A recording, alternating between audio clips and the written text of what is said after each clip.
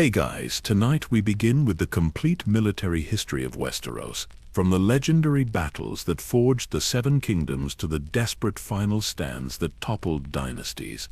We're talking about over 8,000 years of warfare, from the mythical Long Night where humanity faced extinction to Robert's hammer crushing rubies at the Trident. Every major battle, every crucial siege, every war that shaped the realm we know and love. This is the story of steel against steel, of dragons breathing fire over ancient castles, of desperate last stands on bloodied fields. The chronicles speak of Aegon the Conqueror, landing with 3 dragons and changing warfare forever. They whisper of the dance of dragons, when Targaryen fought Targaryen and the realm bled for their ambitions. They remember Robert's rebellion, when a lie about love brought down a 300-year dynasty. So before you get comfortable, take a moment to like the video and subscribe, but only if you genuinely enjoy what I do here, and let me know in the comments where you're tuning in from and what time it is for you. It's always fascinating to see who's joining us from around the world. Now dim the lights, maybe turn on a fan for that soft background hum.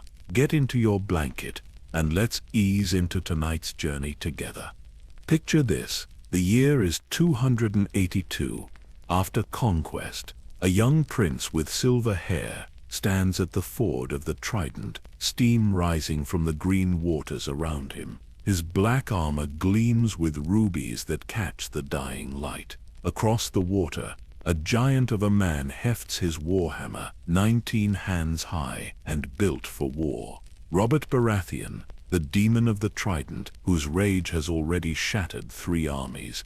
The prince calls out across the rushing water. His voice carries the authority of dragons, though no dragons remain to him now.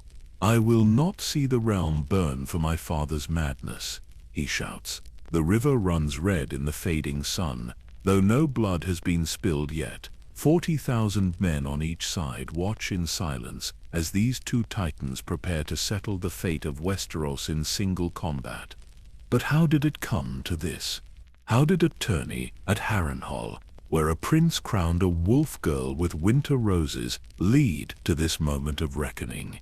The answer lies buried in 8 millennia of warfare, in patterns of conquest and rebellion that echo through every generation. Long before there was a trident, before there were kingdoms to unite or crowns to win, there was the Long Night, when the dead walked and winter lasted a generation, when the last heroes of men stood against the darkness with dragonglass and desperate courage. That first great war set the pattern for all that followed. Unity in the face of extinction, division when the threat passed, the wheel of war beginning its eternal turn. The Andal invasion brought steel and the 6,000 years of holy conquest, sept by sept, castle by castle. The first men learned that iron beats bronze, that faith can move armies, that even the oldest bloodlines fall to newer gods and sharper swords. Another lesson written in blood across the realm. Nymeria's 10,000 ships brought the Rhoynar to Dorne's burning sands, a queen fleeing dragons in Essos, only to forge new alliances in Westeros. Her burning of the ships, that moment of no return, would echo through history in every commander who chose victory or death over retreat. Then came Aegon, 3 dragons, 3 crowns, Conquest. The field of fire, where 60,000 burned in a single afternoon. Harrenhal melting like a candle before the Black Dread's flame. King Mern's golden rose banner consumed with all his line. The wheel of war spinning faster, higher stakes with each turn. But dragons died. Eags turned to stone. Kings grew mad. The dance of dragons proved that even Targaryens could bleed. Kingslayer fought Kinslayer while the realm burned beneath them. Brother against sister, dragon against dragon. The wheel spinning so fast it nearly shattered the kingdom entire. 5 Blackfyre pretenders rose and fell, each believing his cause just, each finding the truth of steel at their neck. The bastards' rebellion. The exiles return. the last hope dying on stepstones, rocks, when Barristan the bold sword found Maelys Blackfyre's heart. All of this, every war, every battle, every throne room coup and desperate last stand, all of it leading to that moment at the Trident, to Robert's hammer raised high, to rubies spinning through the air like drops of blood, to a prince's final words lost beneath the water's roar. But we're getting ahead of ourselves. Tonight we begin at the beginning. In the darkness before dawn, in the long night when winter had no end, when the first great war taught humanity its hardest lesson, that survival demands sacrifice, that victory requires unity, that peace never lasts. The chronicles are vast, the battles countless, the patterns clear to those who know how to read them. Tonight we follow the blood-red thread that connects every conflict, from the war for the dawn to the war of the usurper. 8,000 years of warfare compressed into one long night's tale. So settle in, let the soft sound of your breathing match the rhythm of marching feet. Feel your heartbeat slow to match the drums of war growing distant. We have centuries to explore, kingdoms to conquer, dynasties to topple and raise again. The wheel of war turns, the pattern holds, and somewhere in the darkness, steel rings against steel, as it always has, as it always will. You are a maester of the citadel, though not like the others, where they study healing and astronomy. You have devoted your life to the chronicles of war. Your cell deep beneath the ancient stone towers overflows with battle maps and bloodstained banners. Faded tapestries depicting long-dead kings hang from every wall. The air smells of parchment and old leather, of lamp oil and the musty scent of centuries. Your name is long forgotten, even to yourself. In the citadel, they call you the War Maester. Some say you fought in battles before taking your vows. The scars on your sword hand suggest truth to the rumor.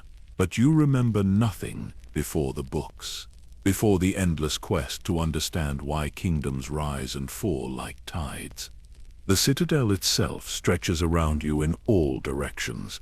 The stone corridors worn smooth by countless feet, libraries that spiral up into shadow, towers where novices study the mysteries of healing, while you delve into the mysteries of killing. Your companions know you as a man obsessed. They are not wrong. Tonight you sit at your writing desk, surrounded by 3 others who share your peculiar passion. Archmaester Marwyn would call you all mad. Perhaps he's right. But madness and genius often sleep in the same bed.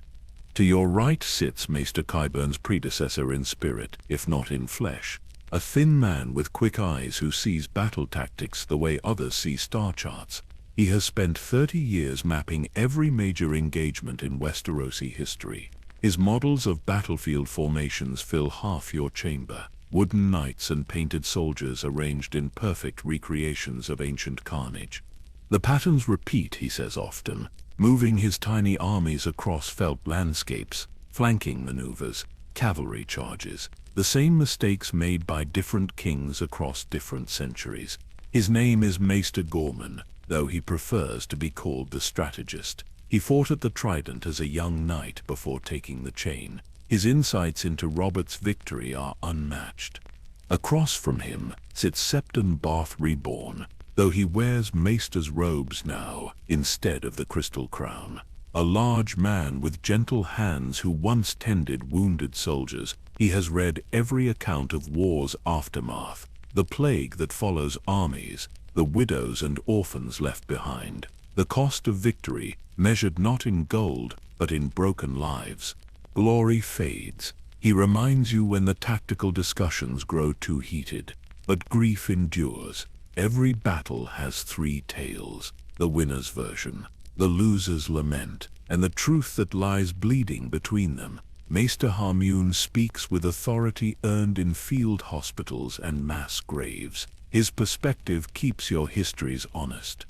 The third companion needs no introduction to those who know the old stories.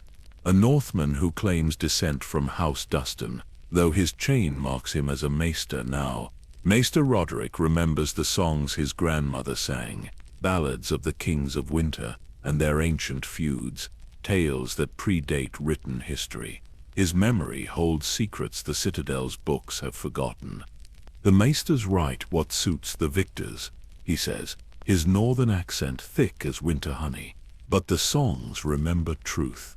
They remember the Stark who bent the knee, the Brandon who burned, the Lyanna who started a war by disappearing into prophecy. His knowledge of Robert's rebellion's true causes runs deeper than official chronicles dare record.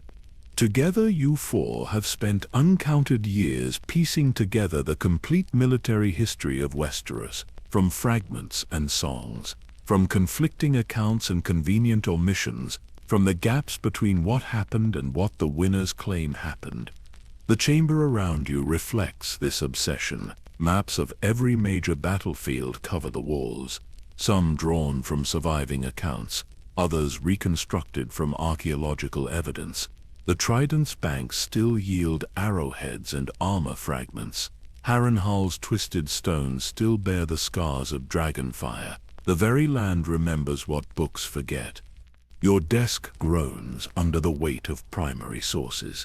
Septon Barth's original writings on Targaryen genealogy, Mushroom's salacious but surprisingly accurate court gossip, Archmaester Gildane's measured histories, even Maester Yandel's propaganda, has value when you know how to read between the lines.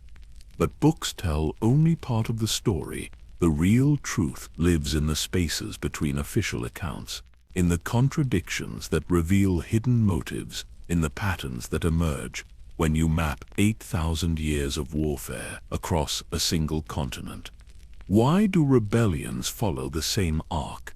Why do civil wars prove more devastating than foreign invasions? Why does each generation repeat the mistakes of their fathers while believing themselves wise enough to avoid such folly? These questions have consumed your adult life, driven you deep into archives. Most maesters avoid the restricted sections where dangerous knowledge waits behind locked doors, accounts of the long night that predate the faith of the Seven, Valyrian texts salvaged from Dragonstone's libraries, even stranger sources that claim to remember the Dawn Age. The quest began simply enough. A young maester's curiosity about tactical evolution, how warfare changed from bronze to iron to steel, how cavalry tactics adapted to different terrain, how sieges evolved with improvements in fortification. But patterns emerged that couldn't be explained by technology alone. The same strategic mistakes repeated across centuries, the same political pressures creating the same catastrophic decisions, kings learning nothing from their predecessors' failures. The deeper you dug, the stranger the connections became. Aegon's conquest followed the exact invasion routes used by Andal warlords 6,000 years earlier. The Dance of Dragons mirrored succession crises from before written history. Robert's rebellion played out like a song the realm had heard before, with only the names changed. Something guides these patterns, some force that shapes events across generations. Call it fate, call it the will of gods, call it the simple truth that human nature never changes. Whatever name you give it, the evidence sprawls across your walls in red ink and faded blood. Tonight marks the culmination of decades of research. Tonight, you begin the telling, the complete chronicle that connects every major war in Westerosi history, the grand narrative that reveals how each conflict sets the stage for the next. Your companions understand the magnitude of what you attempt. Maester Gorman has provided tactical analysis for every major engagement. Maester Harmion offers perspective on warfare's true cost. Maester Roderick contributes the songs and stories that preserve truth official histories omit. Together you hold the keys to 8 millennia of warfare, from humanity's first desperate stand against extinction to the hammer blow that ended the Dragon dynasty. Every battle has been mapped, every campaign analyzed, every war placed in its proper context within the greater pattern. The candle burns low on your desk as you prepare parchment and ink. Outside the citadel's walls, Old Town sleeps peacefully. No armies march tonight. No siege engines lumber toward ancient walls. The peace Robert Baratheon won holds firm, for now, but peace never lasts. The wheel of war turns eternal. Somewhere in the realm, forces gather that will tear the Seven Kingdoms apart again. New players preparing to repeat ancient mistakes with fresh variations. Your chronicle will be their guide and their warning. The complete history of how kingdoms die and how they're reborn. The patterns that govern conquest and rebellion. The truth that lies beneath the songs of glory and the lies of propaganda. The first drop of ink touches parchment as you begin. In the beginning was the darkness, and in the darkness, war was born. The discovery came on a rain-soaked morning in the deepest vault of the citadel. You had been searching for references to siege warfare when your fingers brushed against something unexpected. Hidden behind a loose stone, wrapped in oiled leather that had somehow survived centuries of dampness, lay a collection of maps unlike anything in the official archives. These weren't the sanitized battle plans found in standard histories. These were field maps, drawn by commanders who had actually stood on those bloodied grounds, stained with mud, and what might have been blood, marked with hastily scrawled notes in multiple hands. The parchment itself told stories that no chronicle dared record. Maester Gorman leaned over your shoulder, his breath catching as he recognized the significance.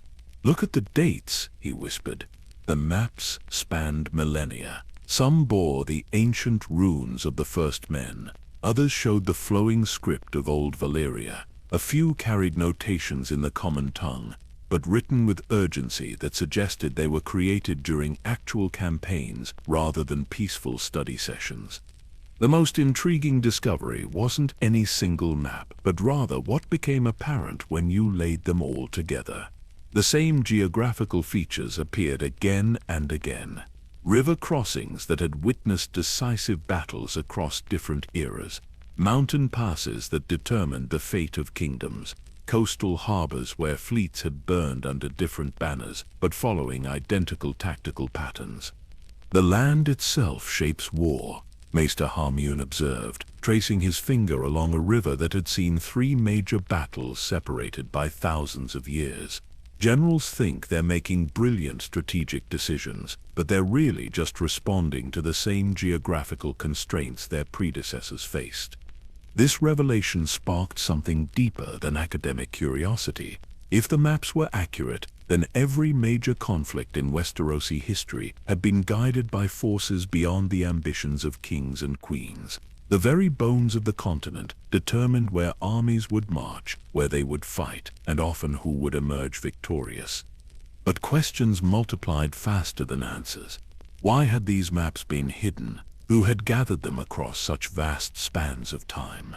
And most troubling of all, what did it mean that someone had been documenting these patterns for millennia, as if anticipating that one day the complete picture would need to be assembled? Maester Roderick's weathered hands trembled slightly as he examined a map that showed the route of an ancient Stark army. "My grandmother used to sing about this march," he said quietly. "The Winter King, who rode south to break the Andal advance. According to the songs, he chose his path based on a dream sent by the old gods. Yet here was that exact same route, marked on a map with tactical notations that had nothing to do with divine guidance and everything to do with military necessity. The Winter King had followed the only viable path through the mountains. His dream had simply recognized what any competent commander would have seen. The implications settled over you like a cold wind from the wall. How much of what you believed about heroic leadership and divine intervention was simply the romance that later generations attached to practical decisions? How many legendary victories were really just competent generals making obvious choices in situations where geography left them no alternatives? You spread the maps across the largest table in your chamber, weighing down the corners with heavy tomes. The pattern became undeniable. Every successful invasion of Westeros had followed the same basic routes. Every major defensive stand had occurred at the same natural choke points.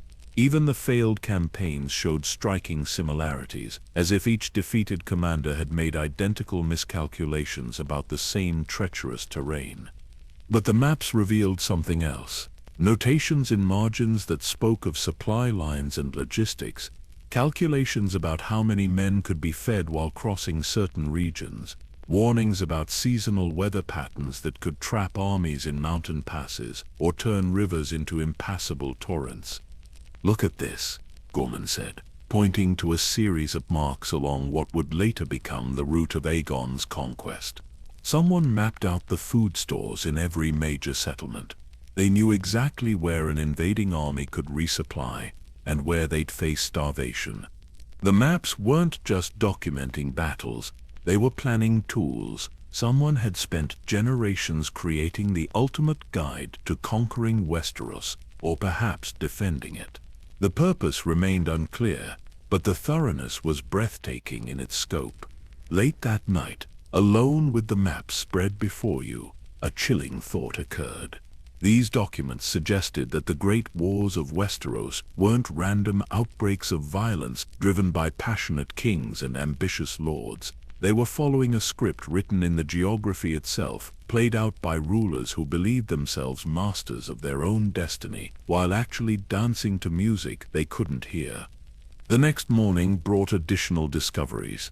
Hidden compartments in ancient texts yielded fragments of correspondence between maesters across different centuries, letters discussing the inevitable patterns and necessary cycles, references to maintaining certain bloodlines and ensuring specific political tensions remained unresolved. One letter, written in High Valyrian and bearing the seal of Dragonstone, contained a phrase that would haunt your research for years to come. "The wheel must turn, but the direction can be influenced by those wise enough to see the larger design." Who had been guiding these patterns?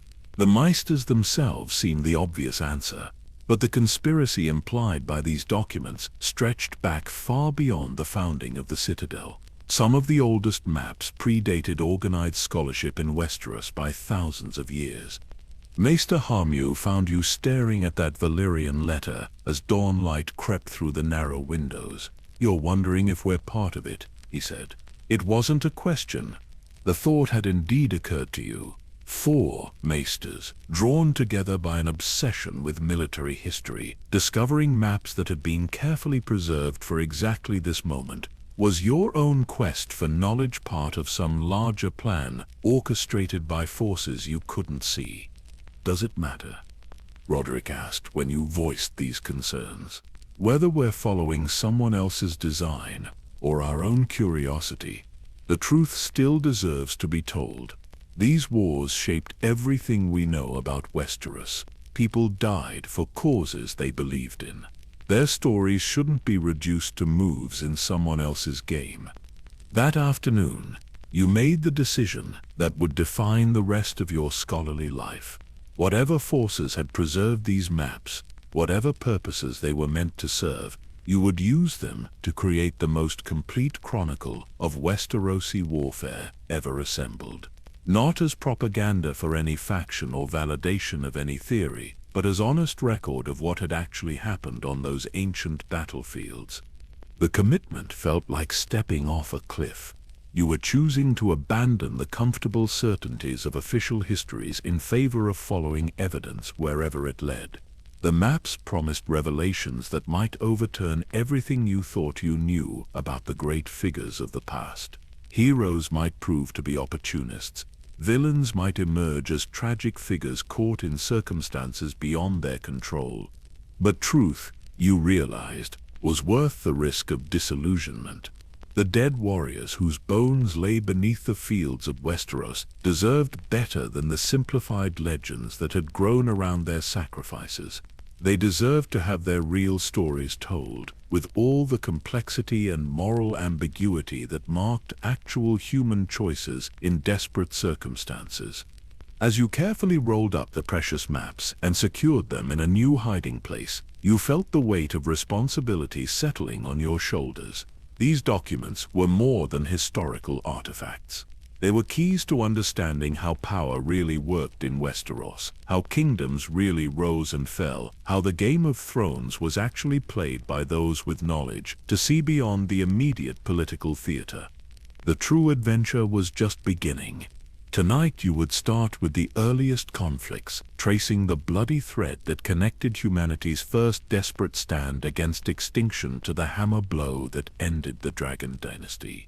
Every battle would be mapped, every campaign analyzed, every war placed in its proper context within whatever larger design these maps revealed. The wheel would turn, as it always had. But for the first time in millennia, someone would be watching closely enough to understand the mechanism that drove it. Dawn broke gray and cold over Old Town as you prepared to leave the Citadel's protective walls for the first time in years. Your saddlebags bulged with carefully copied maps and selected texts, while your mind raced with the magnitude of what lay ahead. This wouldn't be mere academic research conducted from the safety of library chambers. To truly understand these ancient wars, you needed to walk the ground where they were fought.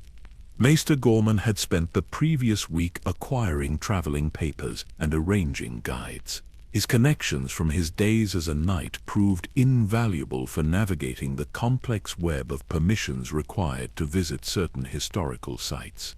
Many of the ancient battlefields lay on private lands whose lords might not welcome scholarly intrusion, especially when that scholarship might contradict cherished family legends. The first destination had been debated extensively among your companions.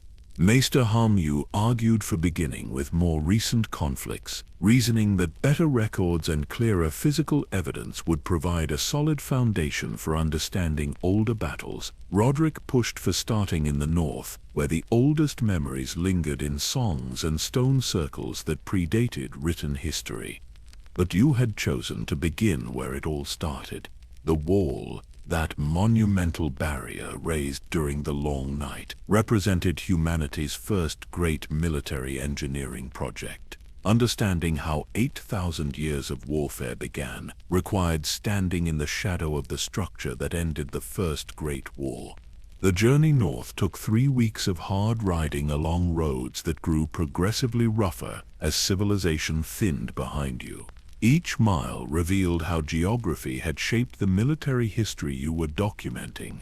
River crossings that had determined the outcomes of forgotten skirmishes, mountain passes where armies had starved while attempting ambitious flanking maneuvers, coastal harbors where fleets had sheltered from storms that scattered their enemies without a single sword being drawn. Your first guide, a grizzled merchant named Tormund, who claimed distant relation to the Umbers, proved to be a repository of local military folklore. As you rode past the ruins of what might have been a First Men fort, he recounted stories his grandfather had told about ancient battles fought before the Andals ever set foot in Westeros. The kings of winter fought differently then, Tormund explained, reining in his horse to point at barely visible earthworks on a distant hilltop. No castle walls like you see now. They built their strongholds to watch the horizon, not to hunker down for siege. Fighting was about mobility, striking fast before your enemy could gather his full strength. The observation aligned perfectly with what the hidden map suggested about pre-Andal warfare. The ancient conflicts had been campaigns of movement and maneuver rather than the siege warfare that dominated later periods. Without sophisticated fortifications, victory went to commanders who could concentrate their forces at decisive points faster than their opponents. As you traveled deeper into the north, the landscape itself began telling stories. Battlefields became visible as subtle changes in vegetation, where blood had once soaked the earth. Ancient barrows marked the graves of heroes whose names had been forgotten, but whose deeds lived on in the very bones of the land. Your second guide met you at Winterfell, where Lord Stark graciously granted permission to examine the castle's crypts and archives. Maester Luwin, the castle's scholarly resident, shared records that had never made their way to the Citadel's collections, private documents that revealed how House Stark had actually managed to survive 8,000 years of warfare through careful diplomacy as much as martial prowess. People think the Starks endured through strength alone, Luwin confided during a late evening in his chambers.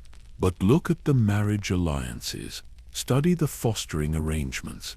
The kings of Winter were as skilled at making friends as they were at making war. The revelation added another layer to your understanding. The romantic image of fierce northern independence melted away when confronted with evidence of pragmatic political maneuvering. Even the proudest houses had survived by knowing when to fight and when to negotiate. From Winterfell, you continued north with a new guide, a ranger of the Night's Watch named Benjen Stark, who had volunteered to escort scholarly visitors to the Wall. His presence opened doors that would have remained sealed to ordinary travelers. The Black Brothers might be sworn to neutrality in the kingdom's affairs, but they remained intensely interested in their own institution's history. Castle Black revealed itself as a masterpiece of defensive architecture evolved over millennia. Each renovation told the story of changing military priorities. The earliest sections, built during the immediate aftermath of the Long Night, focused purely on watching the lands beyond the Wall. Later additions reflected the need to defend against human enemies from the south as much as supernatural threats from the north. Standing atop the Wall itself, gazing north across the vast wilderness where humanity had once faced extinction, the true scope of your project crystallized. This barrier represented more than military engineering. It embodied humanity's first lesson in the terrible cost of survival. Every stone had been placed by hands that remembered the darkness.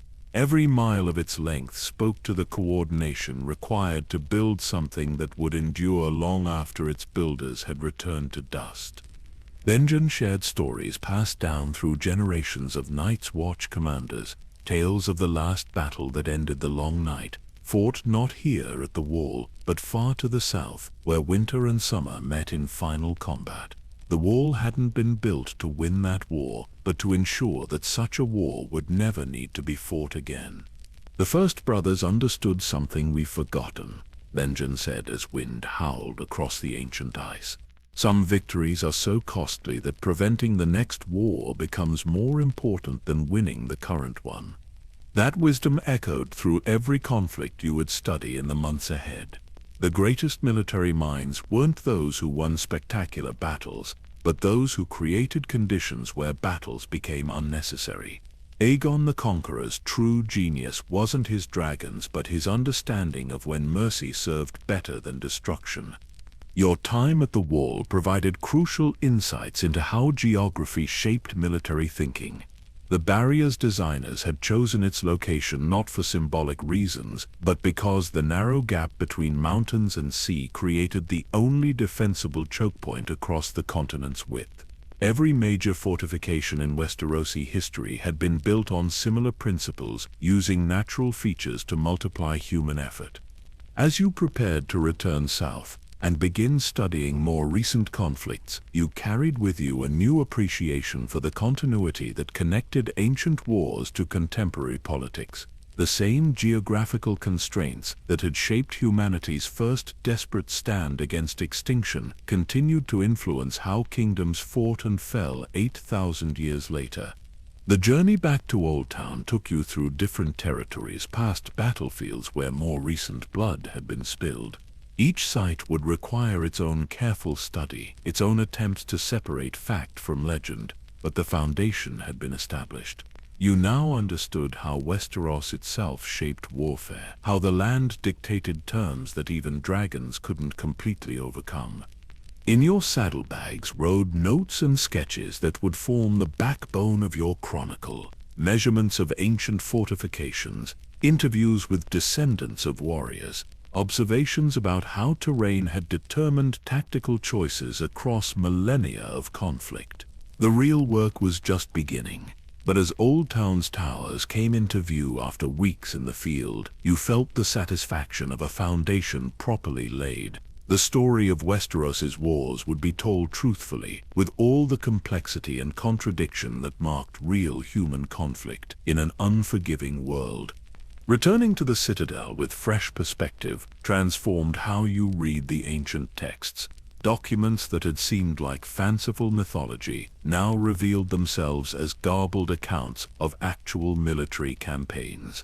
The Chronicle of the Long Night, previously dismissed as religious allegory, contained tactical details that made sense only to someone who had studied the northern geography firsthand. The first breakthrough came while examining Archmaester Formacy's collection of First Men inscriptions. Stone fragments gathered from ruined castles across the north contained references to a final muster where all the kingdoms united against a common threat. Cross-referencing these fragments with later Andal chronicles revealed a consistent timeline that placed this unification approximately 8,000 years before Aegon's landing. What emerged from careful analysis was a picture vastly different from the supernatural tale told in children's stories. The Long Night had indeed been a war, but against human enemies rather than ice demons. Northern barbarian tribes, driven south by advancing glaciers during a period of extreme climate change, had swept across Westeros in waves of migration that turned violent when fertile lands couldn't support both indigenous populations and desperate refugees. Maester Gorman's tactical analysis of the inscriptions revealed sophisticated military planning. The last hero mentioned in legends appeared to be a war leader who convinced the scattered First Men kingdoms to abandon their traditional rivalries and coordinate their response. The flaming sword that broke the enemy wasn't a magical weapon, but a signal fire system that allowed rapid communication across vast distances. "Look at these troop movement indicators," Gorman explained, pointing to carved symbols on a stone tablet recovered from the ruins near Long Lake. "They're organizing a strategic withdrawal, trading space for time while they concentrate forces. Classic defensive strategy when facing overwhelming numbers." The wall itself represented the ultimate expression of this defensive thinking, rather than attempting to hold every mile of contested territory. The surviving First Men had chosen to fortify a single choke point and abandon everything north of it. The massive construction project required unprecedented cooperation between kingdoms that had previously spent centuries fighting each other. But building the wall had demanded sacrifices beyond simple military cooperation. Entire populations had been relocated. Fertile farmlands north of the barrier had been abandoned to wilderness. Families had been separated permanently, with some members choosing to remain in the evacuated territories rather than start over in unfamiliar southern lands. These human costs explain the mythological elements that later crept into accounts of the Long Night. Generations of survivors carried guilt about abandoning their northern kinsmen to an uncertain fate. Stories of the dead walking likely began as metaphors for the collective trauma of leaving behind ancestral graves and sacred groves. The successful defense established patterns that would echo through every subsequent conflict in Westerosi history. Unity in the face of existential threat, willingness to sacrifice individual interests for collective survival, the understanding that some battles required losing territory to preserve the capacity for eventual victory. But peace never lasted. Once the immediate threat passed, the alliances that had saved the First Men began fragmenting. Competition resumed over the reduced territory south of the wall.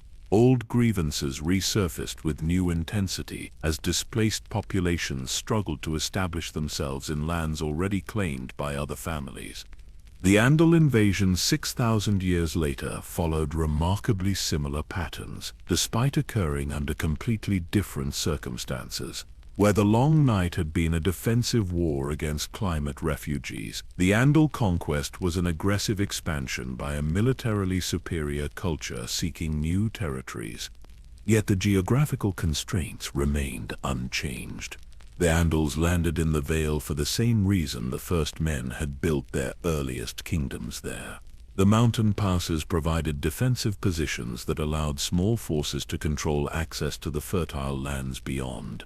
What had protected the first men for millennia ultimately worked in favor of their conquerors. The 7 separate invasion waves documented in Andalulf chronicles suggested careful planning rather than random migration.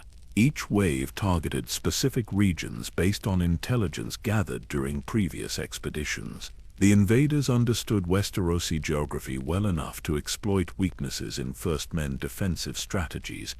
Maester Harmuna's analysis of Andal military innovations revealed how technological advantages could overcome numerical disadvantages. Iron weapons cut through bronze armor like silk. Cavalry tactics overwhelmed foot soldiers trained to fight in traditional shield walls. New siege techniques breached fortifications that had stood unconquered for centuries.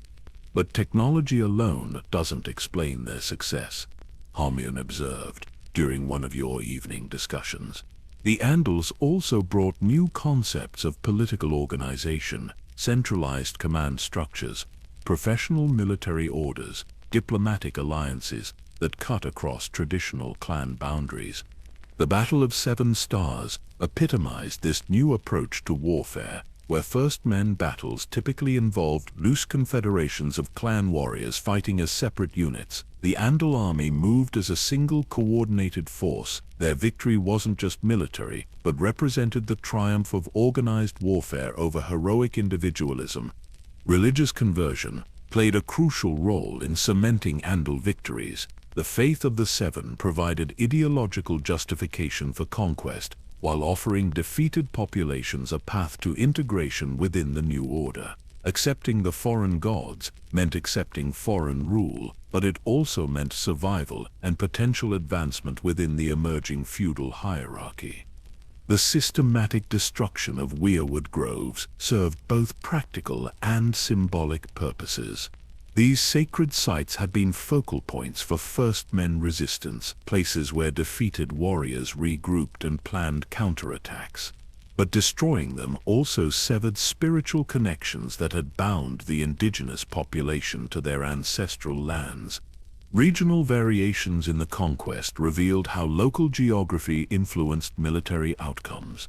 The Vale fell quickly because mountain passes could be held by relatively small forces once captured. The north resisted longest because its vast distances allowed defeated armies to retreat and regroup beyond the reach of Andal pursuit. The Reach saw some of the most interesting developments, where Andal military superiority met First Men diplomatic cunning. Rather than fight hopeless battles, several Reachmen houses negotiated terms that allowed them to maintain their lands in exchange for adopting Andal customs and faith. These marriages between conqueror and conquered created the complex bloodlines that would dominate southern politics for millennia. Dorne remained unconquered, not through military prowess, but because the Andals found nothing there worth the cost of taking it. The Desert Kingdom's poverty protected it more effectively than any army. This lesson would be remembered 8,000 years later, when Aegon the Conqueror faced similar calculations about whether Dornish conquest justified the probable casualties. The gradual nature of Andal conquest meant that later waves learned from earlier mistakes. Tactics that succeeded in the Vale were modified for use in different terrain. Political arrangements that worked in conquered territories were refined and improved for application elsewhere. What emerged from centuries of gradual conquest was a new Westeros that combined the best elements of both cultures. Andal military organization and political structures provided stability and efficiency. First Men knowledge of local conditions and traditional loyalties provided legitimacy and cultural continuity. Yet tensions between the two traditions never completely disappeared. Marriage alliances disguised ongoing power struggles between old blood and new. Religious syncretism masked deeper conflicts over how authority should be exercised and inherited. These unresolved tensions would fuel conflicts for millennia. The wars of conquest that followed Andal's settlement often pitted houses claiming First Men descent against those emphasizing Andal heritage. Every major civil war in Westerosi history contained echoes of this fundamental cultural divide. Standing in your chamber surrounded by maps and chronicles, you began to see how these ancient conflicts had established the framework for everything that followed. The long night proved that survival required unity, but also demonstrated how quickly that unity dissolved once immediate threats passed. The Andal invasion showed how technological and organizational advantages could overcome traditional strengths, while revealing the importance of cultural adaptation for long-term stability. Both wars had been won, not by the strongest armies, but by leaders who understood that military victory meant nothing without political consolidation. The survivors were those who learned how to transform enemies into allies, how to build new identities from the wreckage of old loyalties. As you prepared to delve deeper into more recent conflicts, these ancient lessons would prove crucial for understanding how kingdoms fell and rose. The same patterns that governed the first great wars continued to shape events right up to the present day, playing out with endless variations but unchanging fundamental dynamics. After months studying the ancient conflicts, a seemingly clear picture began to emerge. Wars weren't random explosions of violence between passionate rulers. They followed logical patterns driven by territorial expansion, resource competition, and technological advancement. Every invasion succeeded or failed based on measurable factors like troop strength, supply lines, and terrain advantages. The mystery that had drawn you into this research appeared to have a rational explanation. The Rhoynar Wars provided perfect evidence for this theory. Here was a conflict that made complete sense when analyzed through the lens of geopolitical necessity. The Valyrian freehold had been expanding eastward for centuries, absorbing smaller city-states and kingdoms through a combination of diplomatic pressure and military conquest. The Rhoynish cities represented the last major obstacle to Valyrian dominance over western Essos. Prince Garin the Great understood the strategic situation perfectly. The Rhoynar could not defeat Valyria in individual battles, but they possessed advantages that might prove decisive in a prolonged conflict. Their knowledge of river warfare was unmatched. Their cities commanded crucial trade routes between the Summer Sea and the Shivering Sea. Most importantly, they had learned to fight dragons. The historical accounts spoke of Rhoynish water wizards, but your analysis revealed more mundane explanations for their anti-dragon tactics. Coordinated volleys of iron-tipped spears could bring down flying reptiles if launched from concealed positions along riverbanks. Smoke screens created by burning specific combinations of riverweeds interfered with dragon vision and disoriented their riders. Clever engineering allowed Rhoynish defenders to flood battlefields at critical moments, turning Valyrian cavalry charges into disasters. Prince Garin's strategy was methodical and intelligent. Rather than face the Valyrian armies in open battle, he united the Rhoynish cities in a defensive alliance that maximized their geographical advantages. Dragon attacks could devastate individual settlements, but the scattered nature of Rhoynish civilization meant that no single defeat could destroy their capacity for resistance. The alliance showed remarkable coordination for its time. Each city contributed specific resources based on its particular strengths. Nysa provided the bulk of the infantry forces. Sarmel contributed engineering expertise for siege warfare. The Sorrows region offered knowledge of chemical warfare using marsh gases and poisonous plants. Together they created a military machine specifically designed to counter Valyrian strengths. For nearly a generation, the strategy worked brilliantly. Valyrian expeditions into Rhoynish territory met fierce resistance at every river crossing. Dragons struggled to operate effectively in the humid climate of the river delta, where thick mists and sudden storms limited visibility. The mobile nature of Rhoynish forces meant that even successful Valyrian attacks often struck empty cities whose populations had evacuated to prepared strongholds deeper in the marshlands. But Valyria adapted. The Dragon Lords learned from their early defeats and modified their tactics accordingly. Instead of attempting to conquer and hold Rhoynish territory, they began implementing a strategy of systematic destruction. Cities were burned completely rather than occupied. Farmlands were salted to prevent future cultivation. Rivers were poisoned with alchemical compounds that killed fish and made water undrinkable.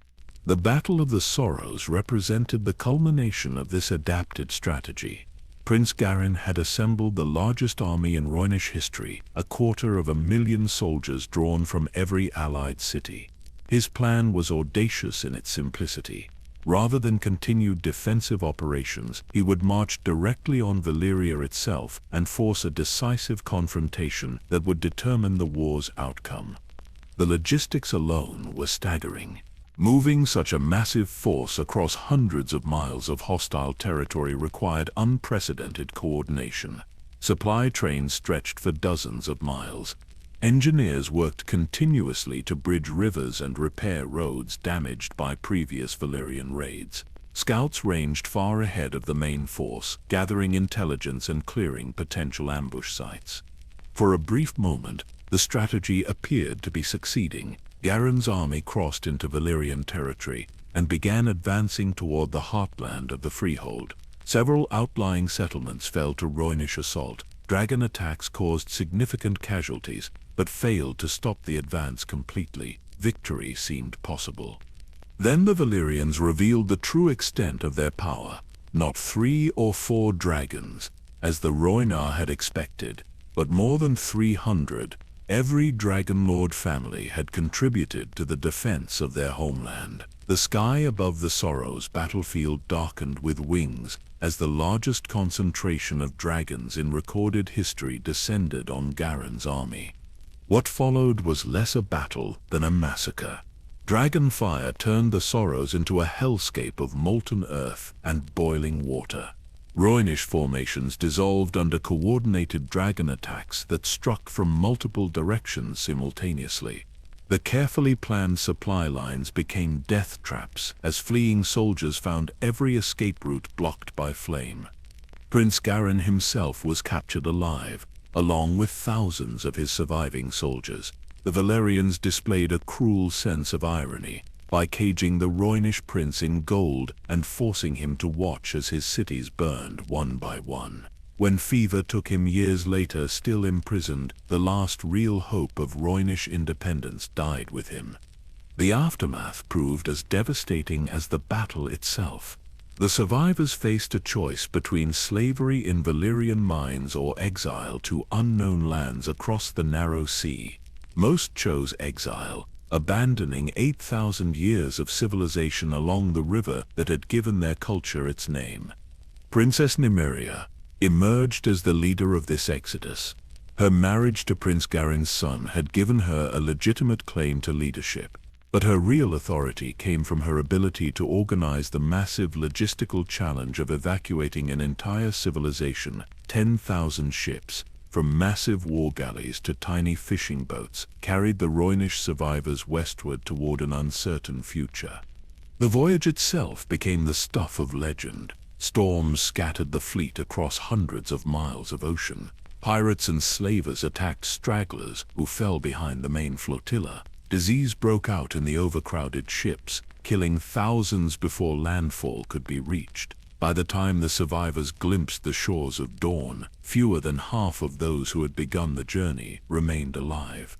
Yet Nymeria had managed something that Prince Garin could not. Where he had tried to preserve Rhoynish civilization through military resistance, she chose to preserve it through adaptation and integration. The marriage alliance with House Martell created a new Dornish identity that combined the best elements of both cultures. The burning of the ships at Sunspear represented the final abandonment of any hope of return. Nymeria understood that her people's survival depended on their willingness to embrace their new home completely. The flames that consumed their vessels also consumed their past, clearing the way for a future that honored Rhoynish traditions while accepting Dornish realities. Standing in your chamber months later, surrounded by chronicles of the Rhoynish Wars, the pattern seemed obvious. Territorial expansion inevitably led to conflict. Military technology determined outcomes. Superior numbers and resources eventually overcame tactical brilliance and geographical advantages. The rise and fall of kingdoms followed predictable rules that had nothing to do with prophecy or divine intervention. But something nagged at you. Small details that didn't fit the neat explanation you had constructed. References in Valyrian texts to necessary sacrifices and predetermined outcomes. Mentions of consultation with flame seers before major military decisions.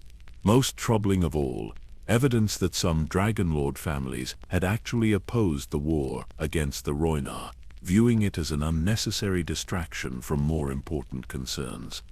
Your companions shared these doubts, though they expressed them differently. Maester Gorman questioned whether the concentration of so many dragons at the Sorrows had really been a spontaneous defensive response. The logistics of assembling such a massive force suggested advanced planning that began long before Prince Garen's invasion. Maester Harmium pointed out inconsistencies in casualty figures that suggested the battle's outcome had been even more one-sided than official accounts admitted. The Rhoynar had fought bravely, but they had also been fighting an enemy that knew their every move before they made it. Most disturbing were Maester Roderick's observations about Nymeria herself. The song spoke of her as a tragic figure forced into exile by circumstances beyond her control, but careful analysis of the timeline suggested she had begun preparing for the exodus months before the Battle of the Sorrows. Ships had been gathered, supplies stockpiled, and routes planned with a thoroughness that implied advanced knowledge of the war's probable outcome. Had the Rhoynar Wars really been about Valyrian expansion, or had they served some other purpose entirely? The question would haunt your research as you delved deeper into conflicts that appeared straightforward on the surface, but revealed disturbing complexities when examined closely.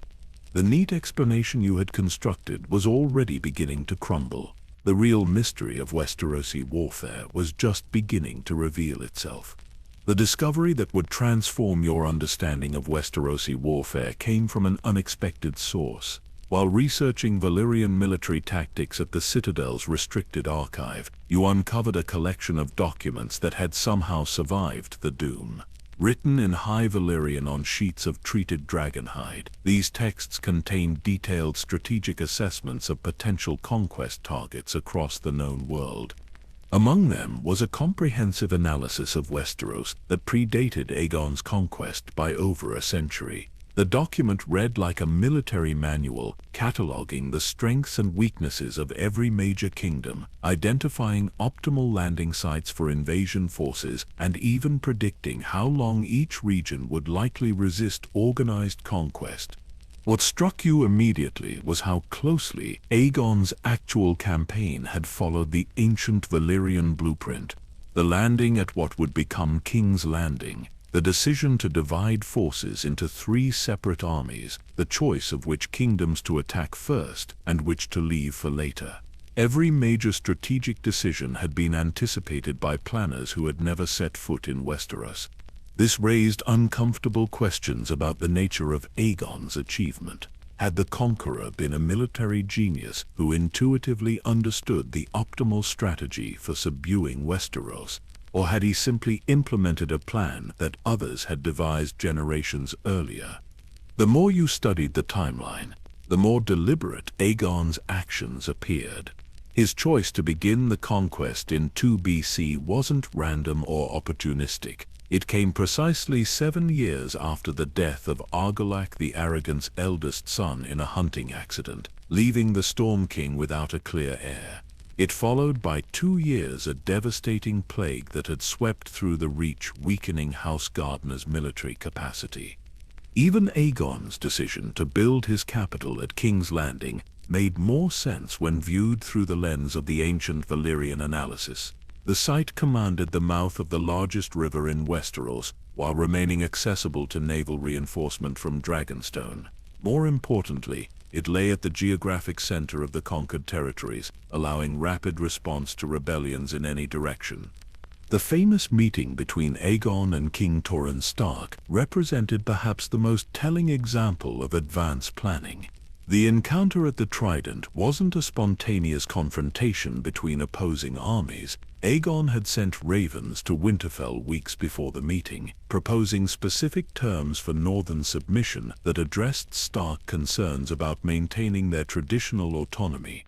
Torrhen's decision to bend the knee without fighting made perfect strategic sense when you considered the intelligence he must have received about battles in the south. The destruction of Harrenhal had demonstrated that no castle could withstand dragonfire. The Field of Fire had proven that numerical advantages meant nothing against coordinated dragon attacks. Fighting Aegon would have achieved nothing but the pointless destruction of northern armies. But the speed with which negotiations were concluded suggested that both sides had come to the meeting, already knowing what agreement would be reached. Aegon didn't demand hostages or tribute from the north. He allowed the Starks to keep their ancient titles and customs. In return, Torrhen provided legitimacy to the new regime by demonstrating that wise rulers submitted voluntarily rather than force Aegon to conquer them. The pattern repeated throughout the Conquest. Kings who submitted quickly received generous terms and were allowed to maintain much of their traditional authority. Those who resisted faced complete destruction, but their resistance also served Aegon's purposes by demonstrating the consequences of defiance to other potential rebels. Harren the Black's death, in his supposedly impregnable castle, became a cautionary tale that spread throughout Westeros faster than Aegon's armies could march. The message was clear. Stone walls provided no protection against dragons, but cooperation offered a path to survival and even prosperity under the new regime. The Siege of Storm's End revealed another aspect of Aegon's strategic thinking. Rather than risk his dragons against the castle's legendary defenses, he chose to starve the garrison into submission. The decision cost time, but preserved his most valuable military assets while demonstrating that he could take any stronghold through patience, if not through force.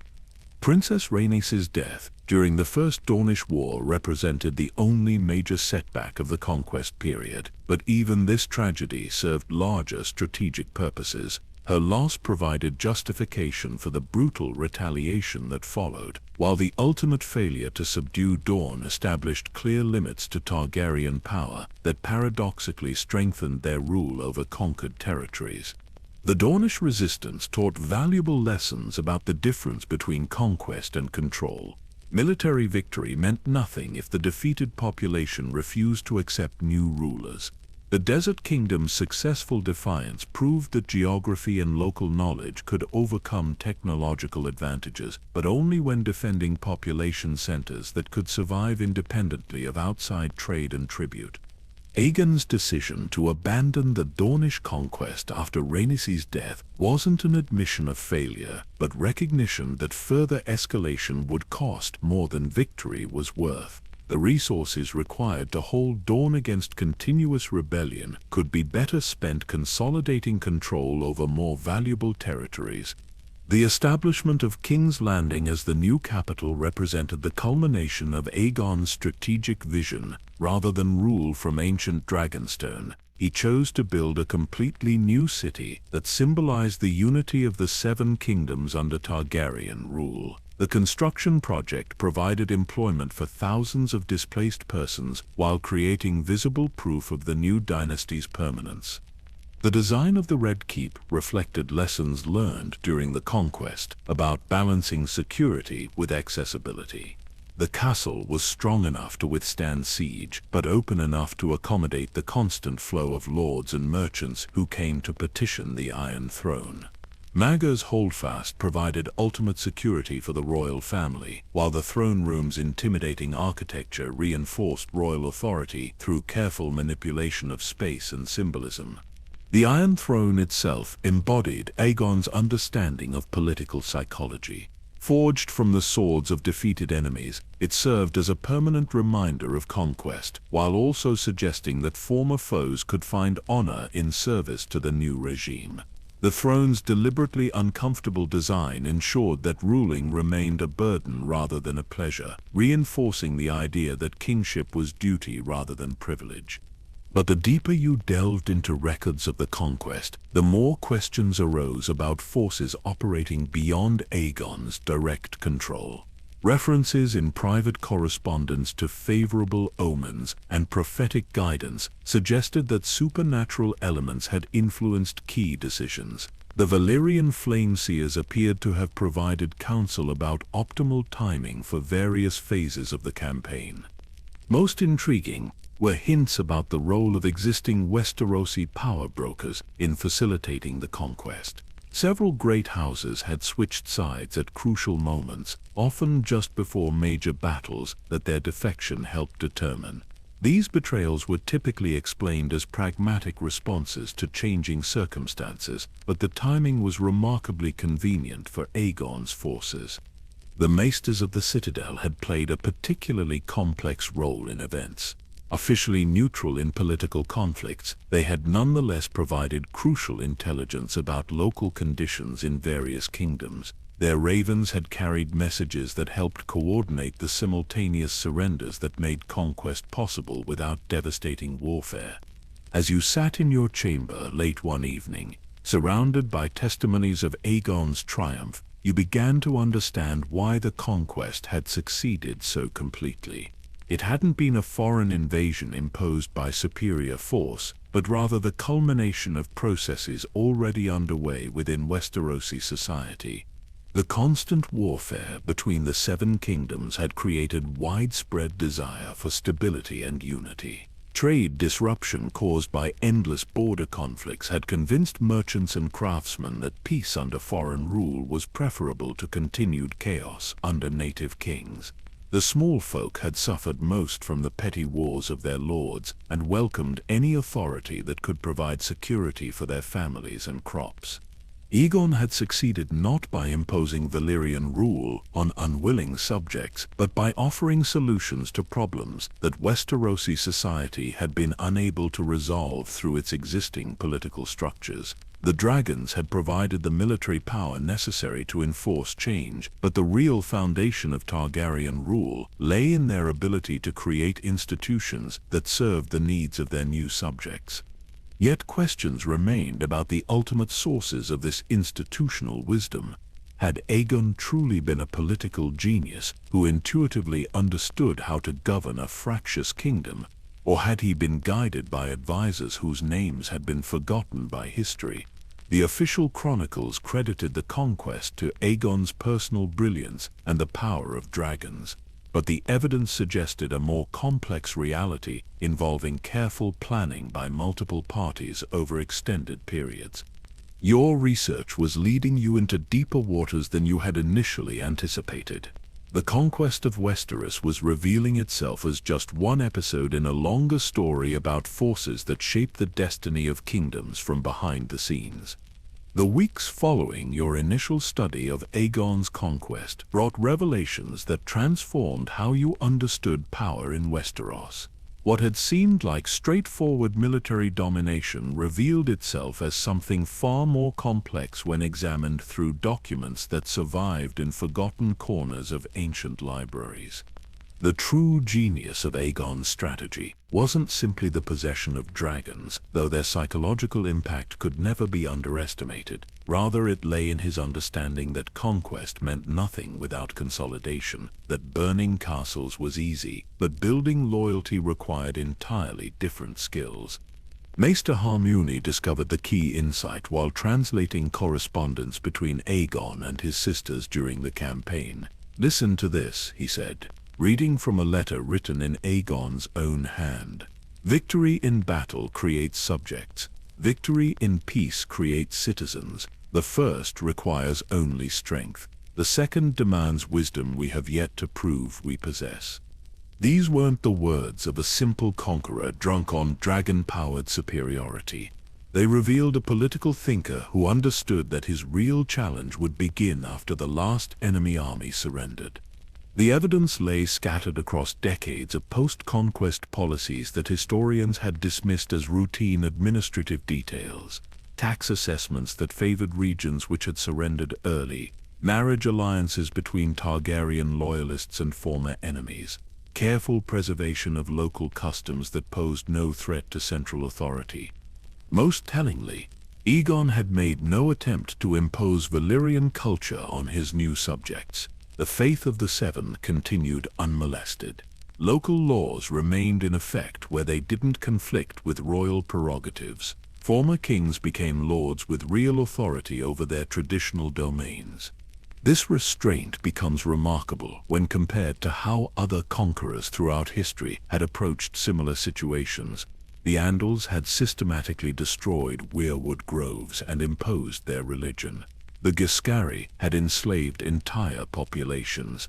Even the Rhoynar under Nymeria had required cultural synthesis as the price of acceptance. Aegon chose differently. His conquest created the framework for unity without demanding uniformity. The result was a kingdom that felt natural to its inhabitants rather than an occupation that required constant military enforcement. But this success came at prices that became apparent only after Aegon's death. The Dornish resistance that began during his lifetime and continued for decades revealed the limitations of even enlightened conquest. Some populations would accept foreign rule only when facing complete extermination. The First Dornish War exposed every weakness in Targaryen military thinking. Dragons proved useless against an enemy that refused to meet them in open battle. The same technological superiority that had won the Seven Kingdoms became liability when facing guerrilla tactics specifically designed to neutralize it. Princess Rhaenys' death at Hellhold marked the first time in recorded history that Dragonfire had failed to provide decisive advantage. The Dornish hadn't defeated the dragon in aerial combat or through superior weaponry. They had simply created conditions where the dragon's strengths became irrelevant. The tactical innovation was breathtaking in its simplicity. Rather than building bigger walls or forging better weapons, the Dornish had abandoned everything that could be destroyed by dragonfire. No armies gathered in fields where they could be burned. No castles offered targets for aerial assault. The entire population had melted into the desert, striking when opportunity arose and vanishing before retaliation could be organized. Aegon's response revealed both his strengths and his limitations as a military commander. The Dragon's Wrath campaign represented conventional thinking applied to unconventional warfare. Burning empty castles and scorching uninhabited deserts might have satisfied his need for vengeance, but it accomplished nothing strategically. The war dragged on for 9 years precisely because neither side understood how to achieve victory under these new conditions. The Targaryens couldn't force decisive battle against an enemy that refused to fight on their terms. The Dornish couldn't drive out invaders who could retreat to flying fortresses whenever ground-based resistance became too effective. Resolution came not through military innovation, but through political wisdom that took decades to mature. Princess Daria of Sunspear's letters to the young Jaehaerys represented perhaps the most sophisticated diplomatic correspondence in Westerosi history. The exact contents of those letters remain secret, locked away in the Red Keep's most private archives, but their effects were unmistakable. Within months of receiving them, Jaehaerys abandoned all attempts at Dornish conquest. More remarkably, he began treating Dorne as an independent kingdom rather than rebellious province. Contemporary observers assumed the letters contained military threats or intelligence about planned attacks. More likely, they offered something far more valuable to a young king struggling with the complexities of rule. They provided a face-saving solution that allowed both sides to claim victory while ending a war that had become unwinnable for either party. The Dornish could claim to have successfully resisted Targaryen conquest, maintaining their independence when 6 other kingdoms had fallen. The Targaryens could claim to have achieved their real objective, which was securing the realm's borders rather than ruling every square mile of Westeros. This compromise established precedents that would govern Targaryen foreign policy for the next century: pragmatic accommodation rather than absolute domination, recognition that some victories cost more than they were worth, understanding that true strength sometimes meant choosing not to exercise power to its fullest extent. The faith militant uprising that followed presented entirely different challenges. Where the Dornish had fought as patriots defending their homeland, the faith militant represented ideological resistance to the very concept of Targaryen rule. They weren't seeking independence but rather the overthrow of what they viewed as a fundamentally illegitimate dynasty. Maegor the Cruel's response revealed how quickly enlightened conquest could degenerate into tyrannical oppression. His systematic campaign against the faith militant was everything that Aegon's original conquest had avoided: brutal suppression, mass executions, deliberate terror designed to break popular resistance through fear rather than earn loyalty through just governance. Yet Maegor's brutality succeeded where his father's restraint had failed. The faith militant was utterly destroyed as a military force. The Faith of the Seven accepted permanent subordination to royal authority. Religious resistance to Targaryen rule became unthinkable for generations. This success came at enormous cost to the dynasty's legitimacy. Maegor died hated and alone, abandoned even by his own supporters. The realm that Jaehaerys had inherited was technically at peace, but it was the peace of exhaustion rather than acceptance. Jaehaerys' genius lay in recognizing that his uncle's victories were actually defeats in disguise. Military suppression had solved the immediate crisis but had created deeper problems that threatened the dynasty's long-term survival. The new king needed to rebuild not just damaged infrastructure, but the moral authority that made subjects want to obey rather than merely fear disobedience. The process took decades and required skills that had nothing to do with traditional military virtues. Jaehaerys couldn't rely on dragons to solve political problems that dragons had helped create. Instead, he had to demonstrate that Targaryen rule could provide benefits that outweighed its costs. Legal reforms that created consistent justice across the realm, infrastructure projects that improved trade and communication, marriage policies that integrated Targaryen interests with those of major houses. Most importantly, a governing style that respected local traditions while advancing royal prerogatives. The Great Council of 101 AC represented the culmination of this approach. Rather than simply naming his own heir, Jaehaerys allowed the Great Lords to participate in a decision that would shape the realm's future. The precedent acknowledged that the Iron Throne's legitimacy derived partly from the consent of the governed, not solely from the right of conquest. Yet even this enlightened approach contained seeds of future conflict. The Great Council established the principle that royal succession could be subject to political negotiation. This principle would be remembered decades later when succession disputes threatened to tear the realm apart during the Dance of Dragons. As you studied the documents recording these early Targaryen struggles, patterns emerged that would echo through every subsequent dynastic crisis. Military strength could win kingdoms, but political wisdom was required to keep them. Each generation faced the same choice between the easy brutality that solved immediate problems and the patient compromise that built lasting solutions. The Targaryens' early successes came from understanding these distinctions. Their later failures would stem from forgetting them, from assuming that power derived solely from the ability to destroy rather than the wisdom to build and preserve. Standing in your chamber as evening shadows lengthened, you realized that the true history of Westeros couldn't be told simply as a chronicle of battles won and lost.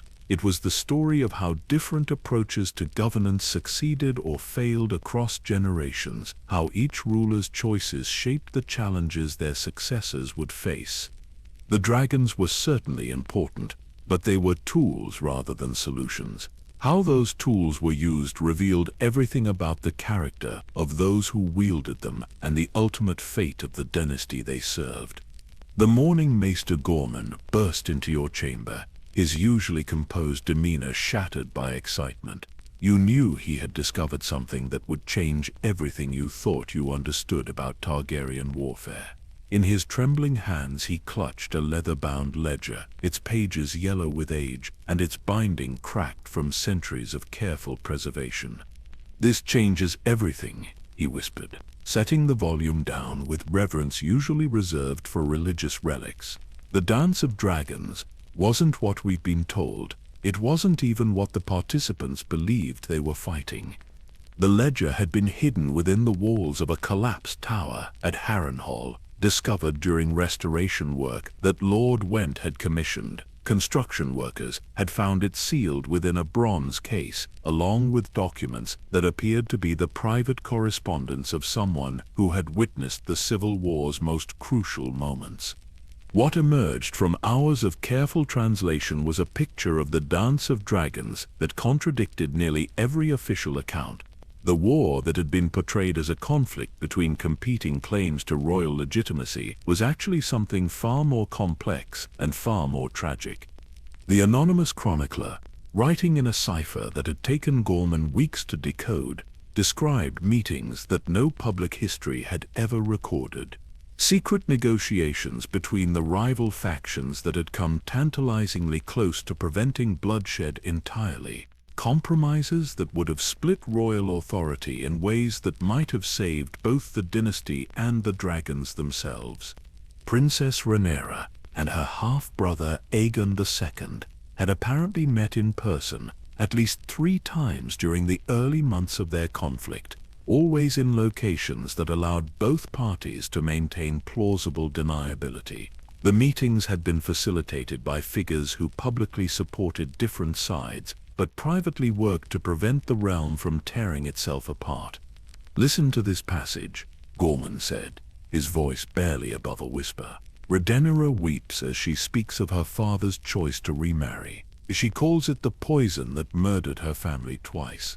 First when Alicent bore sons, then when those sons became threats to her own children's future. She says she would renounce all claim to rule if it would guarantee her sons' lives." The revelation was staggering. Popular histories portrayed Rhaenyra as driven by ambition and wounded pride. This secret chronicle suggested a mother terrified that the only way to protect her children was to claim the throne that made them targets in the first place. Aegon II emerged as an even more tragic figure.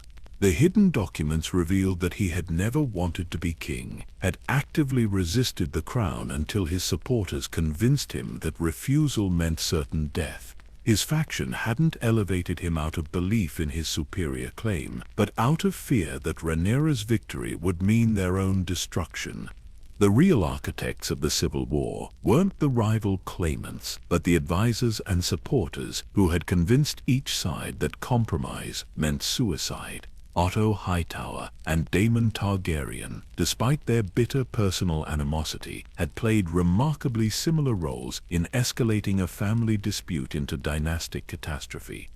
Both men had personal reasons for preferring war to peace. Otto's influence depended on his grandson holding the throne. Daemon's hopes for power rested on his stepdaughter's victory. Neither could accept a negotiated settlement that would reduce their own importance within the royal family. The Chronicle's account of Prince Lucerys' death at Storm's End revealed layers of tragedy that official histories had never captured. But Daemon Targaryen hadn't intended to kill his nephew. The incident had been a chase that turned fatal when Vhagar the ancient dragon had acted on instincts that her young rider couldn't control. Contemporary witnesses described immense horror when he realized what had happened. The prince had apparently spent hours searching the waters of Shipbreaker Bay, hoping against hope that Luke had somehow survived the fall. His subsequent transformation into the kingdom's most feared warrior had been driven by guilt as much as duty. This personal dimension of the conflict cast everything that followed in new light. Blood and cheese, The horrific revenge that claimed Aegon II's son hadn't been Daemon's calculated political strike against an enemy dynasty. It had been the rage of a grandfather who couldn't bear that his grandson had died over what everyone involved knew was essentially a misunderstanding. The major battles of the dance took on different meanings when viewed through this lens of personal anguish rather than political calculation. At Rook's Rest, Princess Rhaenys hadn't died in a glorious last stand for her faction's cause. She had fallen attempting to prevent younger dragon riders from making the same mistakes that had already claimed too many lives. The Battle of the Gullet became even more tragic when the chronicle revealed that Corlys Velaryon had been secretly negotiating with Triarchy commanders throughout the engagement. The Sea Snake had hoped to minimize casualties on both sides while maintaining the appearance of fierce resistance. His plans had collapsed when younger captains on both sides had refused to honor limitations that their elders had agreed to privately. But perhaps the most devastating revelation concerned the dragons themselves. The chronicle included detailed observations of dragon behavior during the Civil War, noting how the great beasts had begun refusing to fight their own kind.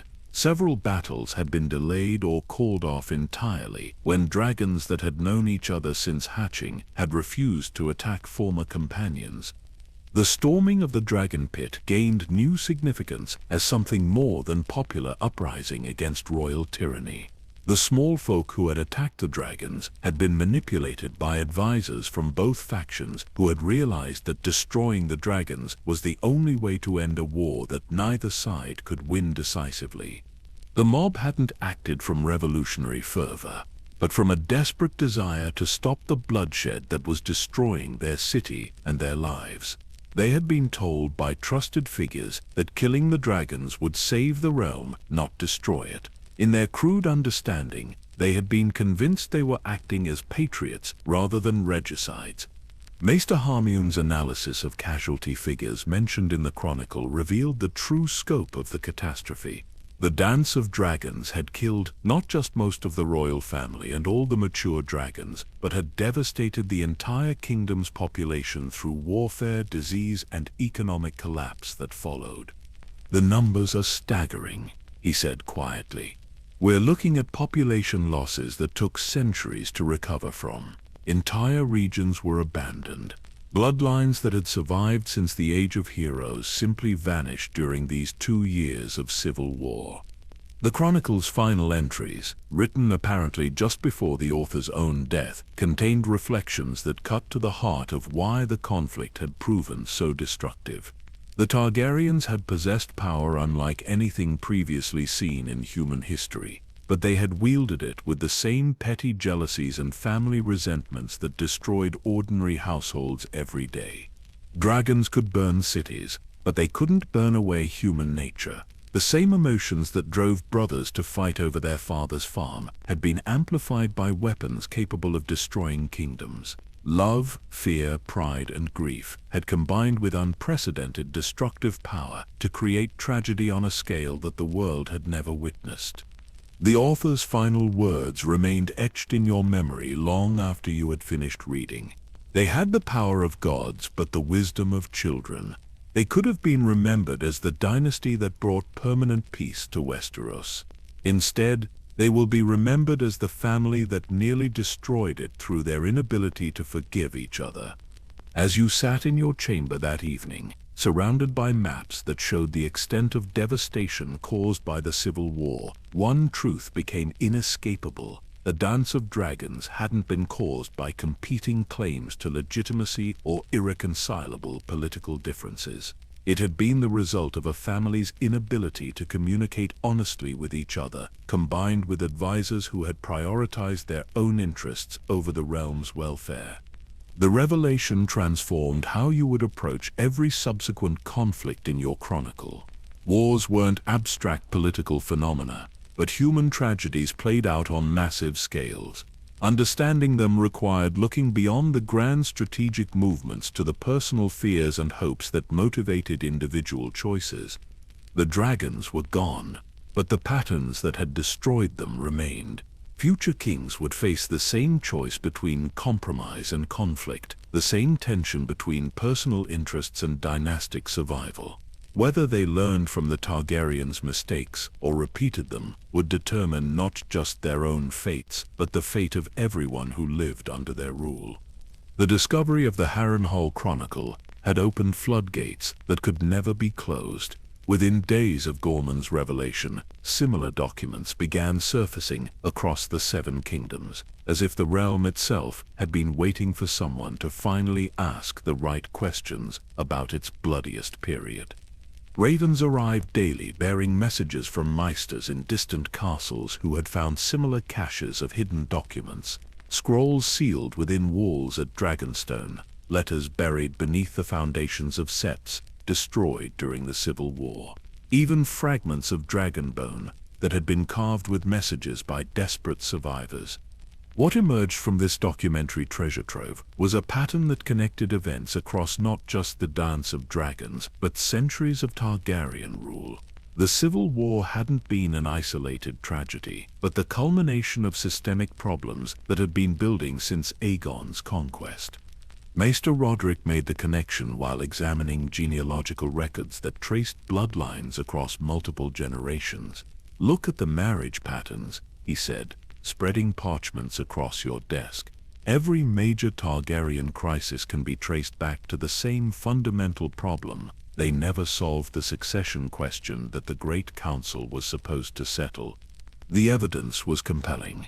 Jaehaerys' careful arrangements for peaceful succession had created more problems than they solved. By establishing that the Great Lords could participate in choosing the heir, he had inadvertently guaranteed that every future succession would become a political battleground. But the deeper pattern was more troubling.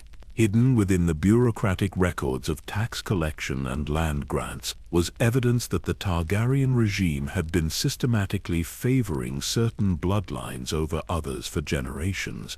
Families that could trace their descent to companions of Aegon the Conqueror received preferential treatment that gradually concentrated wealth and power in predictable ways.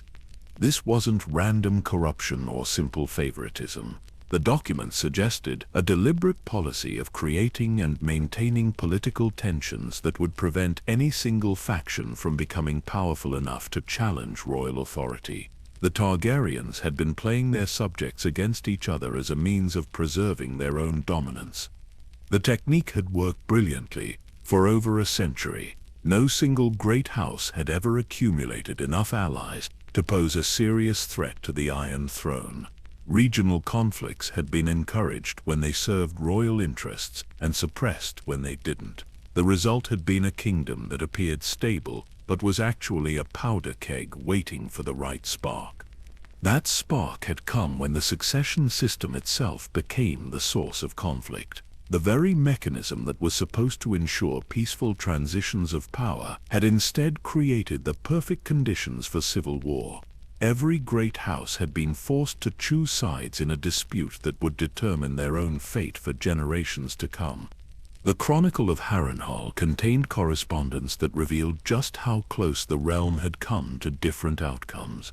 Alternative arrangements had been proposed that might have prevented bloodshed entirely.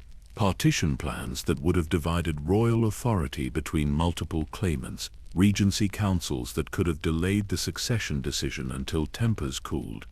Each proposal had been rejected not because it was politically impossible, but because key figures on both sides had preferred the risks of war to the certainties of compromise.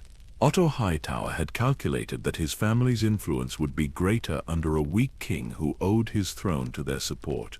Daemon Targaryen had believed that victory in civil war would eliminate rivals that negotiated settlement would merely postpone. Both men had been wrong, but their miscalculations had shaped events that killed thousands and destroyed the dragons that had made Targaryen rule possible in the first place. Personal ambition had disguised itself as dynastic loyalty, with catastrophic results that neither man had anticipated or desired. The hidden documents revealed the true cost of these decisions in human terms that no official history had ever captured. Village records from the Riverlands described entire communities abandoned as populations fled the advancing armies. Septon reports from King's Landing detailed starvation that claimed more lives than any battle. Guild ledgers from Old Town showed trade disruptions that created poverty lasting for decades. Maester Harmuni spent weeks compiling casualty estimates from these scattered sources. His final tally was staggering. The Dance of Dragons had killed nearly 1 in 10 inhabitants of the Seven Kingdoms, either directly through violence or indirectly through starvation and disease. The demographic impact had been so severe that some regions hadn't returned to pre-war population levels for over a century. But the political consequences proved even more lasting. The Civil War had destroyed not just dragons, but the mystique that had made Targaryen rule seem natural and inevitable. Future kings would rule through conventional political means rather than the supernatural authority that dragons had provided. This transformation became apparent during the regency that followed Aegon II's death. The young Aegon III, traumatized by witnessing his mother's death and haunted by the destruction of the dragons he had loved, proved incapable of the forceful leadership that his predecessors had taken for granted. Real power shifted to regents and advisors who governed in the name of a king who wanted nothing to do with ruling. The Hour of the Wolf, when Cregan Stark briefly held the capital and dispensed justice to those responsible for the war's worst atrocities, represented a crucial turning point. For the first time since the Conquest, non-Targaryens had held ultimate authority in King's Landing. The precedent would be remembered by future rebels who questioned whether dragon blood truly conferred the right to rule. Cregan's restraint, involuntarily returning power to the Iron Throne, demonstrated wisdom that most of the war's participants had lacked. The Wolf of the North understood that lasting political change required patience and legitimacy rather than force and intimidation.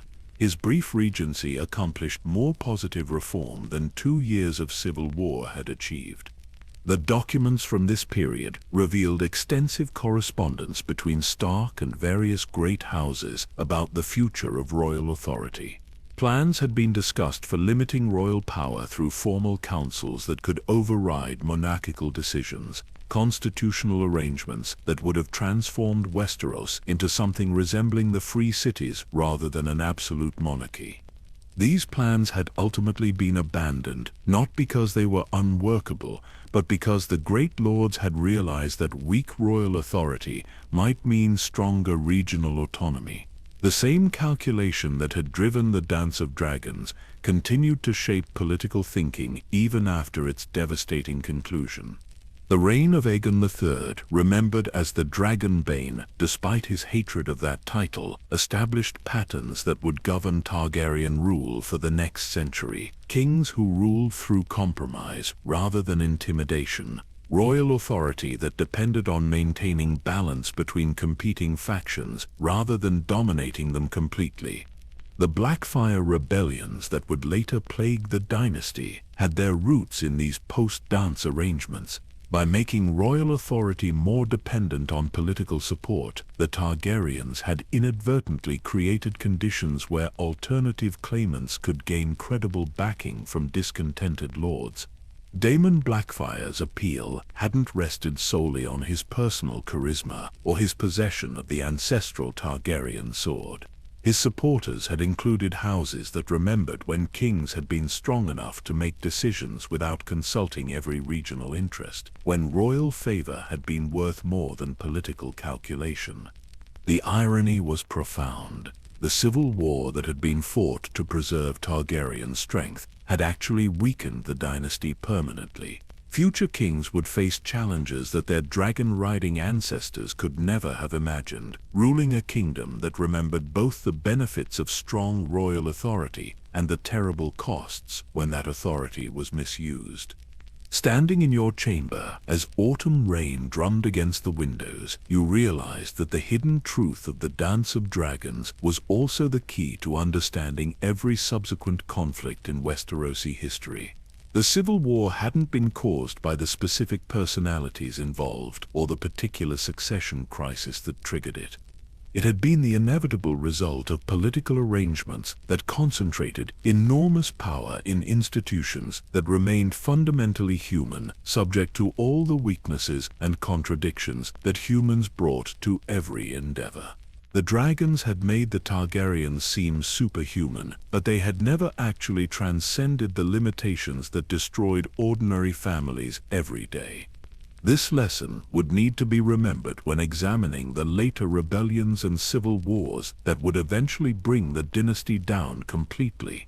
Each crisis would reveal the same pattern of personal interests, disguised as political principles, of individual ambitions that claim to serve the greater good while actually serving much smaller goals. The wheel of power would continue turning, but it would never again turn as smoothly as it had during the early decades of Targaryen rule. The Dance of Dragons had introduced friction that would never be completely eliminated, questions about legitimacy that would never be fully answered. The chamber had taken on the atmosphere of a war council as your companions brought their final research to the table. Months of investigation had produced a mountain of evidence that painted the Blackfyre rebellions not as random uprisings, but as systematic attempts to exploit the weaknesses that the Dance of Dragons had revealed in Targaryen rule. Maester Harrenhal spread out his carefully annotated maps showing the economic networks that had funded each rebellion. The pattern becomes obvious once you track the gold, he said, pointing to trade routes that connected Pentos to the Reach. Every Blackfyre pretender had access to foreign funding, but the money only flowed when domestic conditions created opportunities for profitable instability. The revelation transformed how you understood the rebellion's timing. They hadn't erupted randomly during periods of royal weakness, but had been carefully orchestrated to exploit specific economic and political vulnerabilities. Each uprising had targeted regions where Targaryen policies had created grievances that could be weaponized against the crown. Daemon Blackfyre's initial revolt in 196 AC exemplified this strategic approach. His supporters weren't primarily motivated by belief in his superior claim to the throne, but by opposition to King Daeron II's Dornish marriage alliance and the trade concessions that accompanied it. The rebellion represented regional economic interests, using dynastic legitimacy as a convenient rallying cry. The military aspects of the campaign revealed sophisticated understanding of how warfare had evolved since the dragon's extinction. Without aerial superiority to provide decisive advantages, battles now depended on logistics, intelligence, and the ability to maintain popular support in contested territories.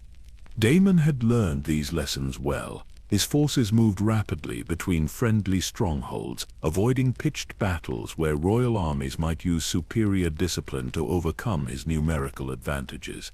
The strategy might have succeeded, if not for Bloodraven's remarkable archery at the Battle of Redgrass Field, where a single well-aimed arrow eliminated both Daemon and his twin sons in moments. But even this apparently decisive victory had actually demonstrated the fundamental instability that would plague all subsequent Targaryen reigns. The rebellion had been defeated through individual heroics rather than systematic political solutions. The underlying grievances that had made the uprising possible remained unaddressed. Maester Gorman had reconstructed the tactical evolution that characterized each successive Blackfyre attempt. "Look how they adapted," he said, moving his miniature armies across the battlefield models. Each pretender learned from his predecessor's mistakes and developed new approaches to the same basic strategic problems. The Second Blackfyre Rebellion had lasted barely 2 years because Daemon's son Aegon had tried to repeat his father's strategies against opponents who were now prepared for them. But subsequent attempts showed increasing sophistication in both military and political planning.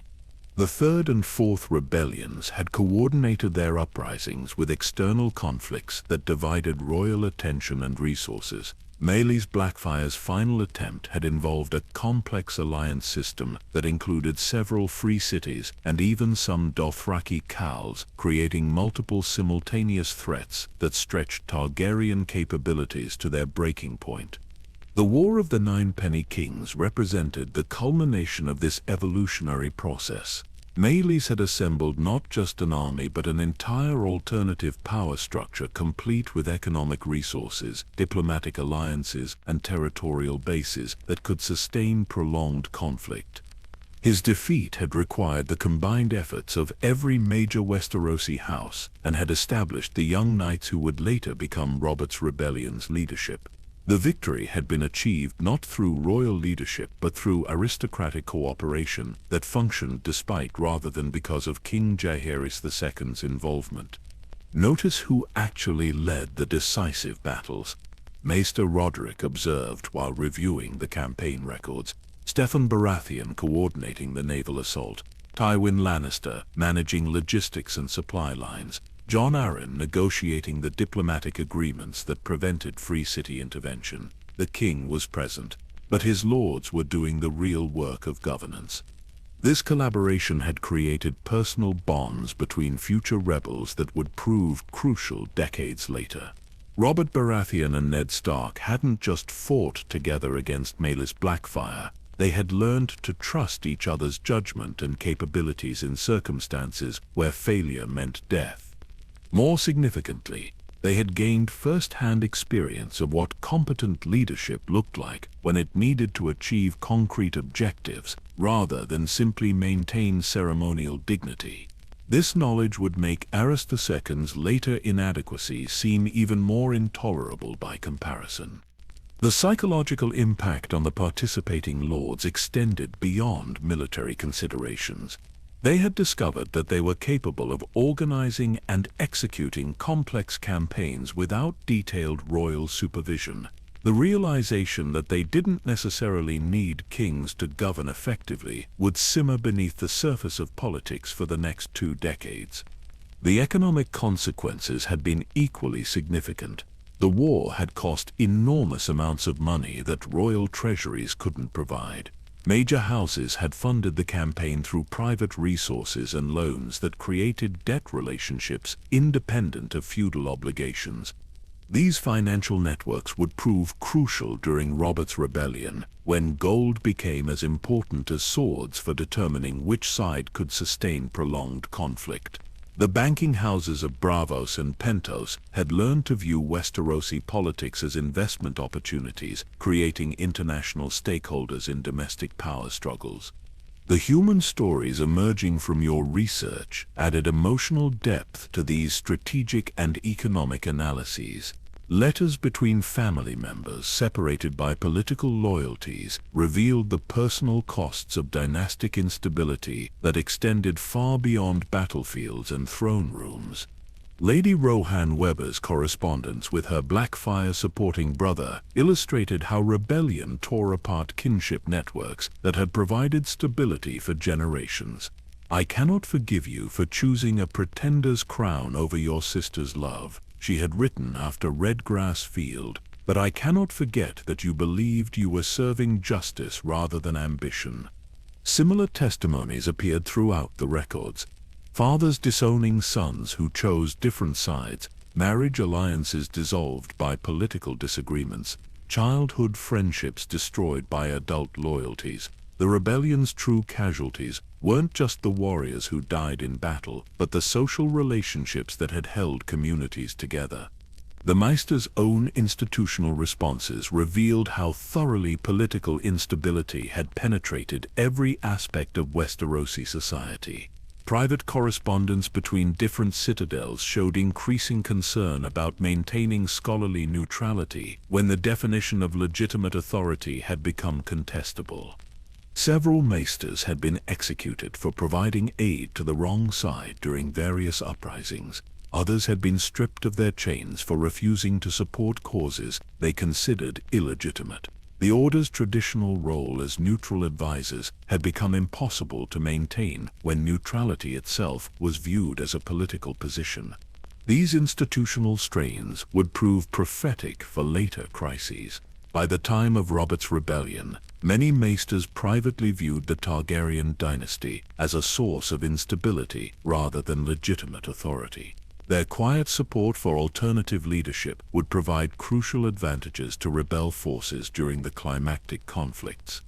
As you organized these materials for the next phase of your chronicle, the larger pattern became unmistakable. The Blackfyre rebellions hadn't been aberrations in an otherwise stable political system.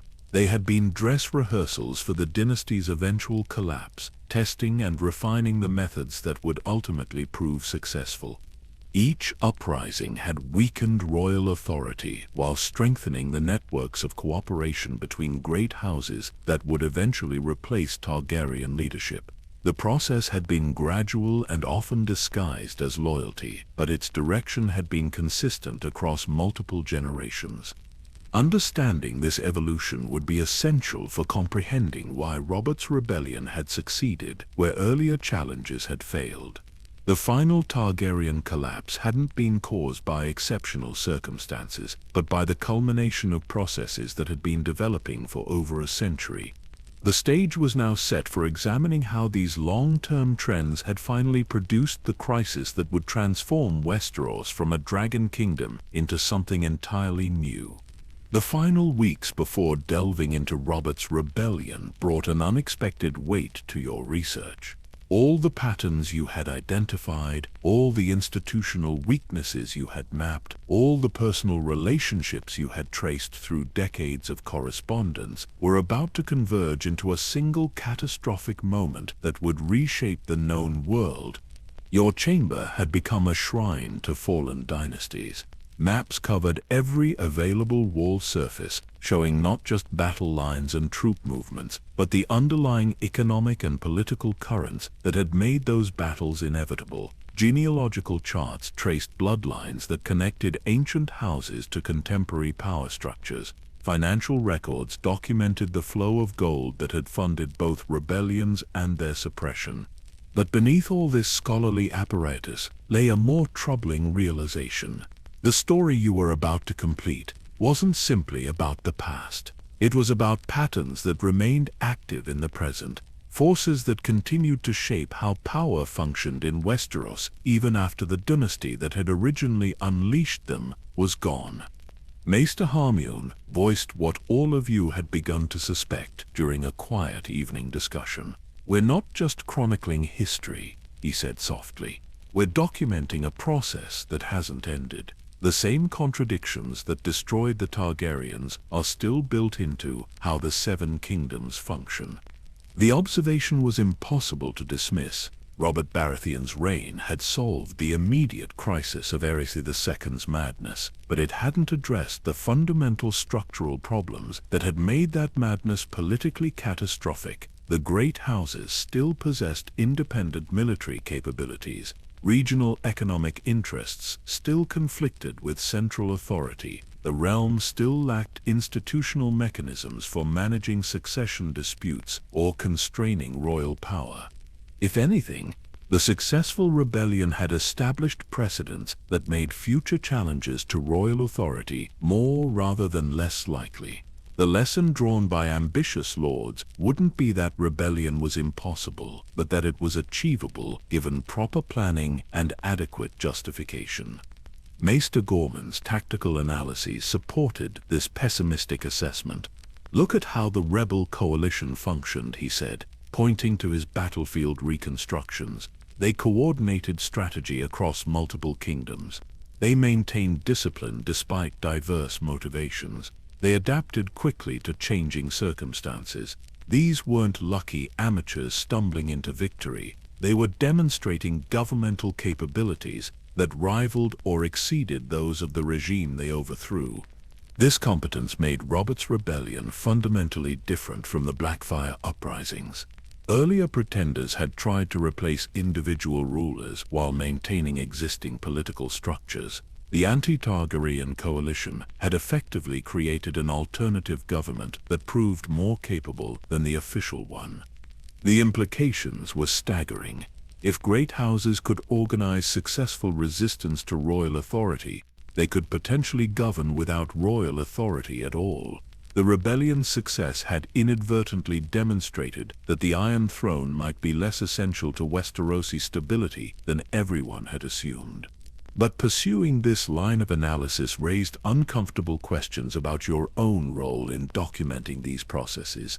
Were you simply recording events for posterity, or were you providing future rebels with strategic intelligence about how established authority could be successfully challenged?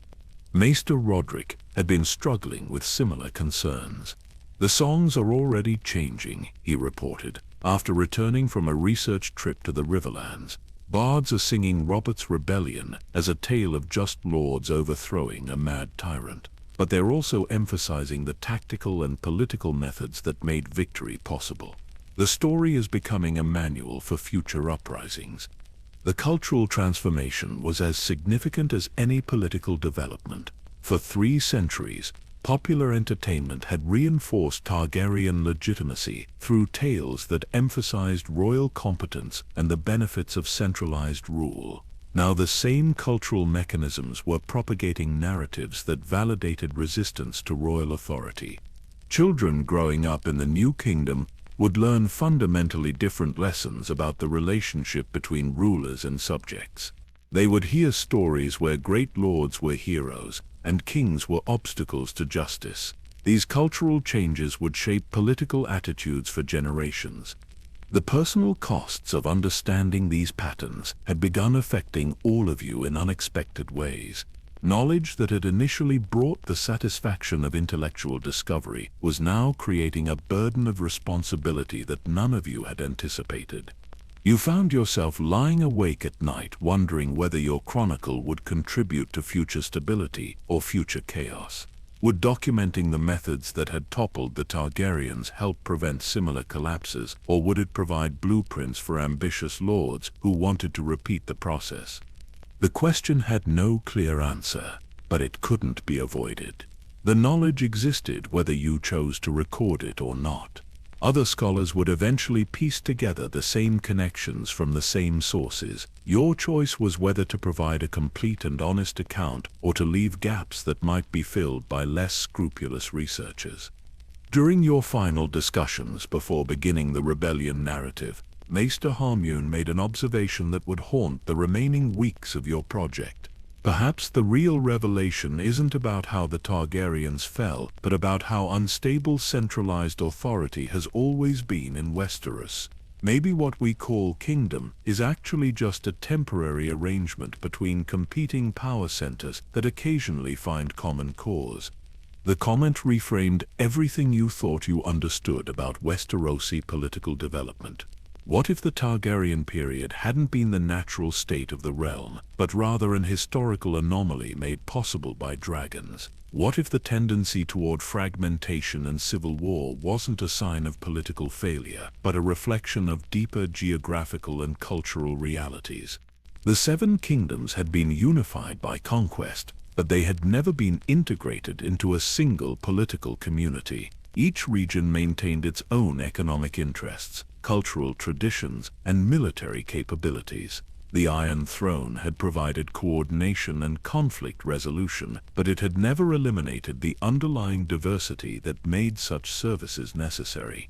Robert's Rebellion might have demonstrated not that the Targaryens had failed, but that the project of Westerosi unification had always been more fragile than anyone wanted to acknowledge. The new king faced the same fundamental challenges that had ultimately defeated his predecessors, but without the mystique and fear that had made dragon rule psychologically acceptable to subject populations. These realizations added urgency to completing your chronicle. If the patterns you had identified were indeed continuing to shape contemporary events, then understanding them became a matter of immediate political relevance, rather than mere historical curiosity. The final truth you were approaching wasn't just about what had happened during specific battles or how particular kings had succeeded or failed. It was about the basic question of whether lasting political unity was actually achievable in Westeros, or whether the realm was destined to cycle through periods of fragmentation and reconsolidation forever.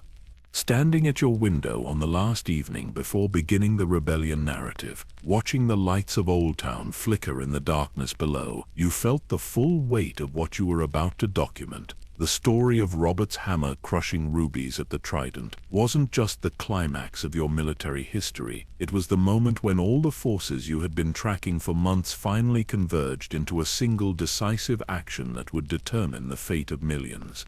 Tomorrow you would begin documenting not just the end of a dynasty, but the revelation of fundamental truths about power and legitimacy that would echo through whatever came next. The chronicle was almost complete, but its implications were just beginning to unfold. The moment had arrived to confront the final truth that all your research had been building toward. Robert's rebellion wasn't simply another dynastic dispute or regional uprising. It was the inevitable conclusion of 3 centuries of accumulated contradictions, finally reaching their breaking point in a single transformative explosion of violence.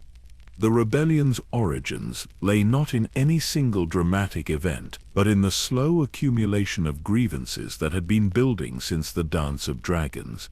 Every Targaryen solution to political crisis had created new problems that their successors would inherit.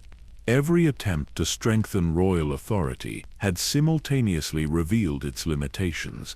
By 282 AC, the system had become so brittle that almost any shock could shatter it completely. Aerys II's madness provided that shock, but the king's personal inadequacies were symptoms rather than causes of the deeper crisis. A stronger political system might have managed even a mad ruler through regencies or other institutional mechanisms. The Targaryen system collapsed because it had never developed such mechanisms, relying instead on the personal competence of individual monarchs. The tourney at Harrenhal in 281 AC crystallized tensions that had been developing for decades. What appeared to be a celebration actually functioned as a political convention, where lords who had been quietly networking since the War of the Ninepenny Kings finally coordinated their growing opposition to royal policies. The famous moment when Prince Rhaegar crowned Lyanna Stark as Queen of Love and Beauty wasn't simply a romantic gesture that inadvertently triggered political crisis. Contemporary evidence suggests it was a calculated political statement designed to signal Rhaegar's alignment with the emerging coalition of great houses that were positioning themselves to constrain or replace his father's authority. The prince's obsession with prophecy had convinced him that political transformation was both inevitable and necessary. His public association with the Stark family represented an attempt to manage that transformation through negotiation rather than violence. The strategy might have succeeded if events hadn't moved faster than anyone anticipated. Brandon Stark's violent reaction to his sister's apparent abduction reveals how thoroughly the political situation had deteriorated. The heir to Winterfell wasn't simply responding to a personal insult, but to what he perceived as a final Targaryen betrayal of the alliance system that had been carefully constructed over the previous generation. His decision to ride directly to King's Landing and demand Rhaegar's head represented a complete breakdown of the diplomatic protocols that had managed similar crises in the past. Brandon was effectively declaring that negotiation was no longer possible, that only force could resolve the fundamental conflicts between royal authority and aristocratic independence. Aerys II's response proved Brandon correct. The king's decision to execute both Brandon and his father Rickard through trial by combat represented the monarchy's abandonment of its own legal principles. When kings began ignoring their own laws, they forfeited the legitimacy that made royal authority acceptable to their subjects. The specific method of execution was as significant as the decision itself. Rickard Stark burned alive in his armor, while his son strangled himself trying to save his father.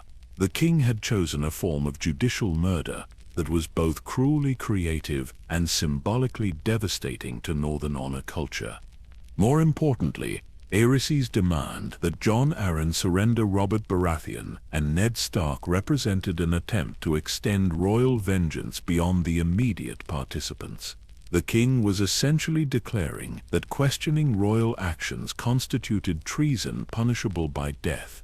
This position made peaceful resolution impossible and violent resistance necessary for survival. Jon Arryn's refusal to comply transformed a succession dispute into an existential conflict about the fundamental nature of political authority in Westeros.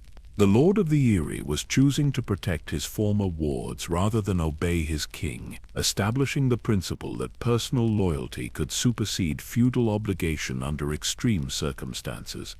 The military campaigns that followed revealed how thoroughly the great houses had prepared for this moment. The rebel coalition demonstrated organizational capabilities that exceeded anything seen since Aegon's conquest. Their success wasn't due to superior individual leadership, but to systematic coordination that had been developing for years. The Battle of Summerhall showcased Robert Baratheon's emergence as the rebellion's military face.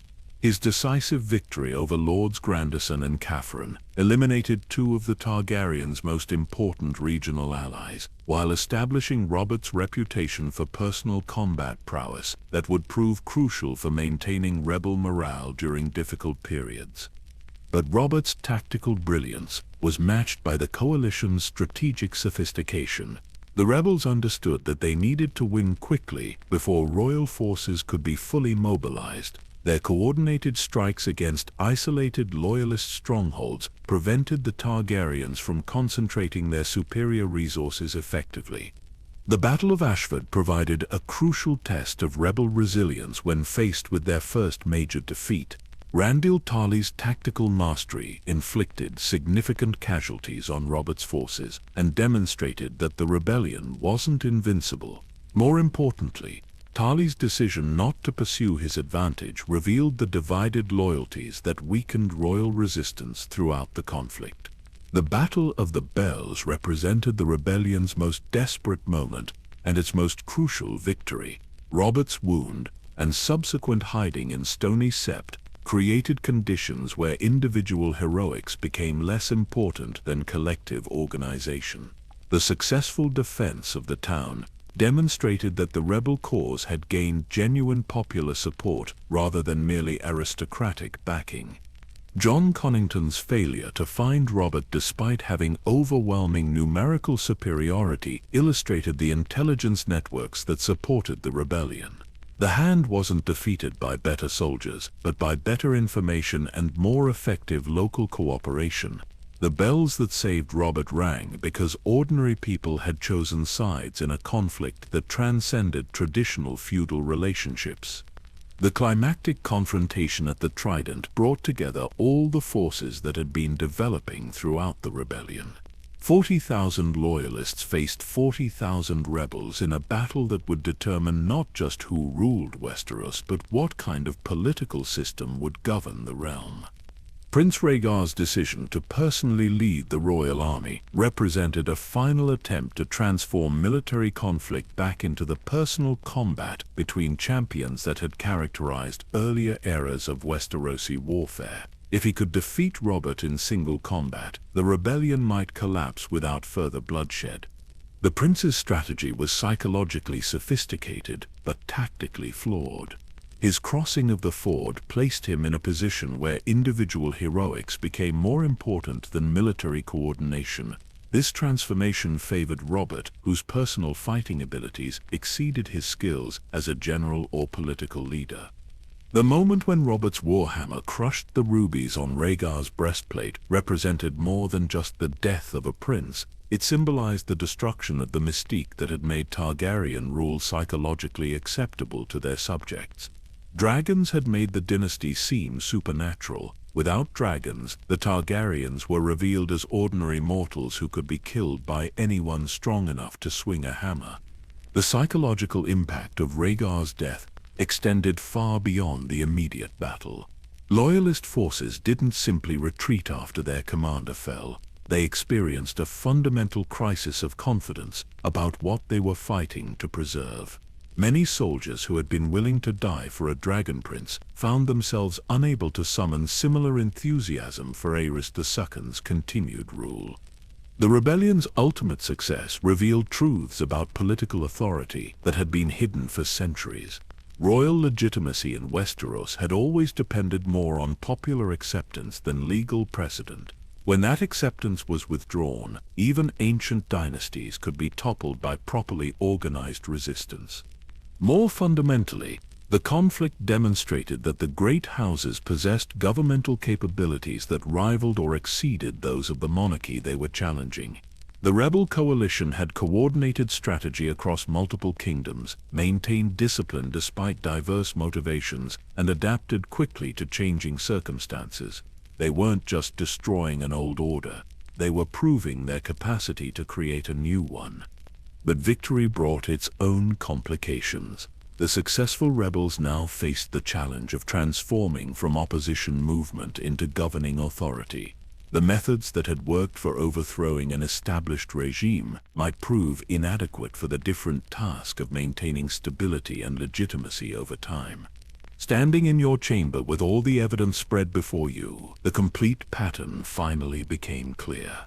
Robert's rebellion represented the moment when all the contradictions built into the Targaryen system since Aegon's conquest had finally produced their inevitable result. The dynasty hadn't fallen due to external conquest or natural disaster, but through the logical working out of internal tensions that had been accumulating for centuries. The wheel hadn't simply turned to produce another dynastic change. It had broken completely, creating possibilities for political development that hadn't existed since before the dragons arrived. What would emerge from this transformation remained to be seen, but it would be something fundamentally different from what had come before. The aftermath of the Trident revealed truths more complex and troubling than the battle itself.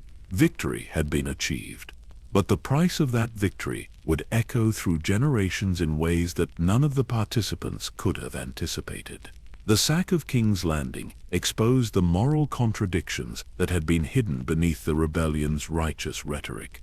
Tywin Lannister's decision to sack rather than accept the city's surrender represented a calculated betrayal that transformed the rebellion's character in its final moments. The Lord of Casterly Rock had remained neutral throughout the conflict, waiting to see which side would prevail before committing his considerable resources. His last-minute intervention secured victory for Robert, but it also introduced elements of opportunism and brutality that contradicted everything the rebellion had claimed to represent. The murder of Elia Martell and her children by Gregor Clegane and Amory Lorch wasn't simply collateral damage in the heat of battle. It was systematic elimination of Targaryen heirs that had been carefully planned to prevent future succession disputes. Tywin's orders were politically logical but morally catastrophic, transforming justified rebellion into dynastic extermination. Robert's reaction to these murders revealed the psychological contradictions that would plague his reign. The new king was genuinely horrified by the brutality committed in his name, but he was also relieved that potential rivals to his throne had been eliminated. His inability to reconcile these conflicting emotions would contribute to the political instability that characterized his rule. The discovery of the bodies created the rebellion's first major internal crisis. Ned Stark's disgust at the murders brought him into direct conflict with Robert over fundamental questions of honor and political necessity. The argument between former allies revealed how quickly shared objectives could dissolve once immediate dangers passed. Ned's departure from King's Landing to fulfill his promise at the Tower of Joy represented more than personal obligation. It symbolized his rejection of the political compromises that victory had required. The Lord of Winterfell was choosing family honor over national unity, personal integrity over collective responsibility. The Tower of Joy confrontation itself embodied all the moral ambiguities that had driven the rebellion from the beginning. Lyanna Stark hadn't been abducted by Rhaegar Targaryen, but had chosen to flee with him. Her death in childbirth created an orphan whose very existence threatened the political settlement that had been purchased with so much blood. Ned's decision to claim Jon Snow as his bastard son rather than reveal the child's true parentage represented the kind of noble lie that made stable governance possible. The choice protected an innocent child while preserving the political coalition that had overthrown the Targaryens. but it also established precedents for deception that would complicate future relationships between personal honor and public duty. The Greyjoy rebellion that followed 6 years later tested whether the new political system could manage regional challenges more effectively than its predecessor. Balon Greyjoy's declaration of independence represented exactly the kind of provincial uprising that had plagued Targaryen rule throughout its history. The swift suppression of the rebellion demonstrated that Robert's coalition retained both the military capability and political cohesion necessary for maintaining central authority. But the campaign's success obscured deeper problems that victory had failed to address. The Siege of Pike became a reunion for veterans of the earlier rebellion, but their camaraderie couldn't disguise the fact that they were now fighting to preserve a system they had once sought to overthrow. The same lords who had challenged royal authority when it was exercised by Aerys II were now using identical methods to suppress challenges to Robert's authority. Theon Greyjoy's capture and subsequent fostering at Winterfell created the kind of hostage relationship that had characterized medieval politics for centuries. But it also demonstrated how little the fundamental structures of Westerosi governance had actually changed despite the dramatic events of the previous decade. The resolution of the Greyjoy crisis through traditional methods revealed the extent to which the rebellion had simply replaced one set of rulers with another, rather than transforming the underlying political system. Robert ruled through the same mechanisms that had been available to the Targaryens, facing the same structural challenges that had ultimately defeated his predecessors. The economic consequences of these military campaigns were less visible but potentially more significant than their immediate political effects. The cost of suppressing regional rebellions fell disproportionately on royal finances that had been weakened by the earlier civil war. Robert's government began accumulating debts that would constrain future policy options. More importantly, the need to maintain military readiness against potential uprisings required keeping substantial forces under arms during peacetime.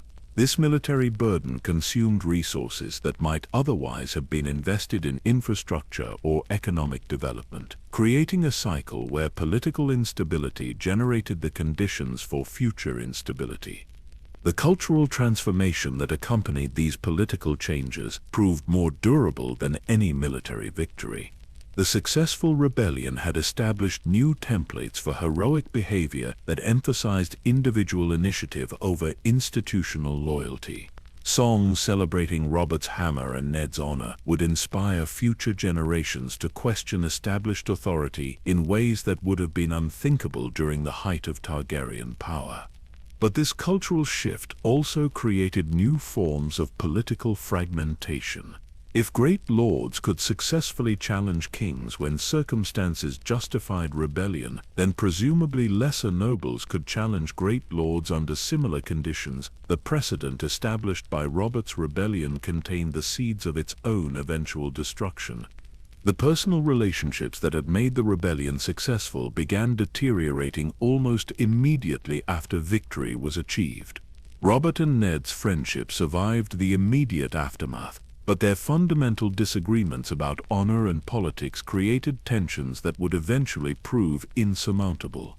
Jon Arryn's role as Hand of the King represented an attempt to bridge these philosophical differences through practical governance, but his efforts were constrained by the same structural problems that had plagued previous administrations. The kingdom required strong central authority to maintain unity, but such authority invariably created resentments that could be exploited by future opposition movements. The marriages that cemented the new political order created their own complications.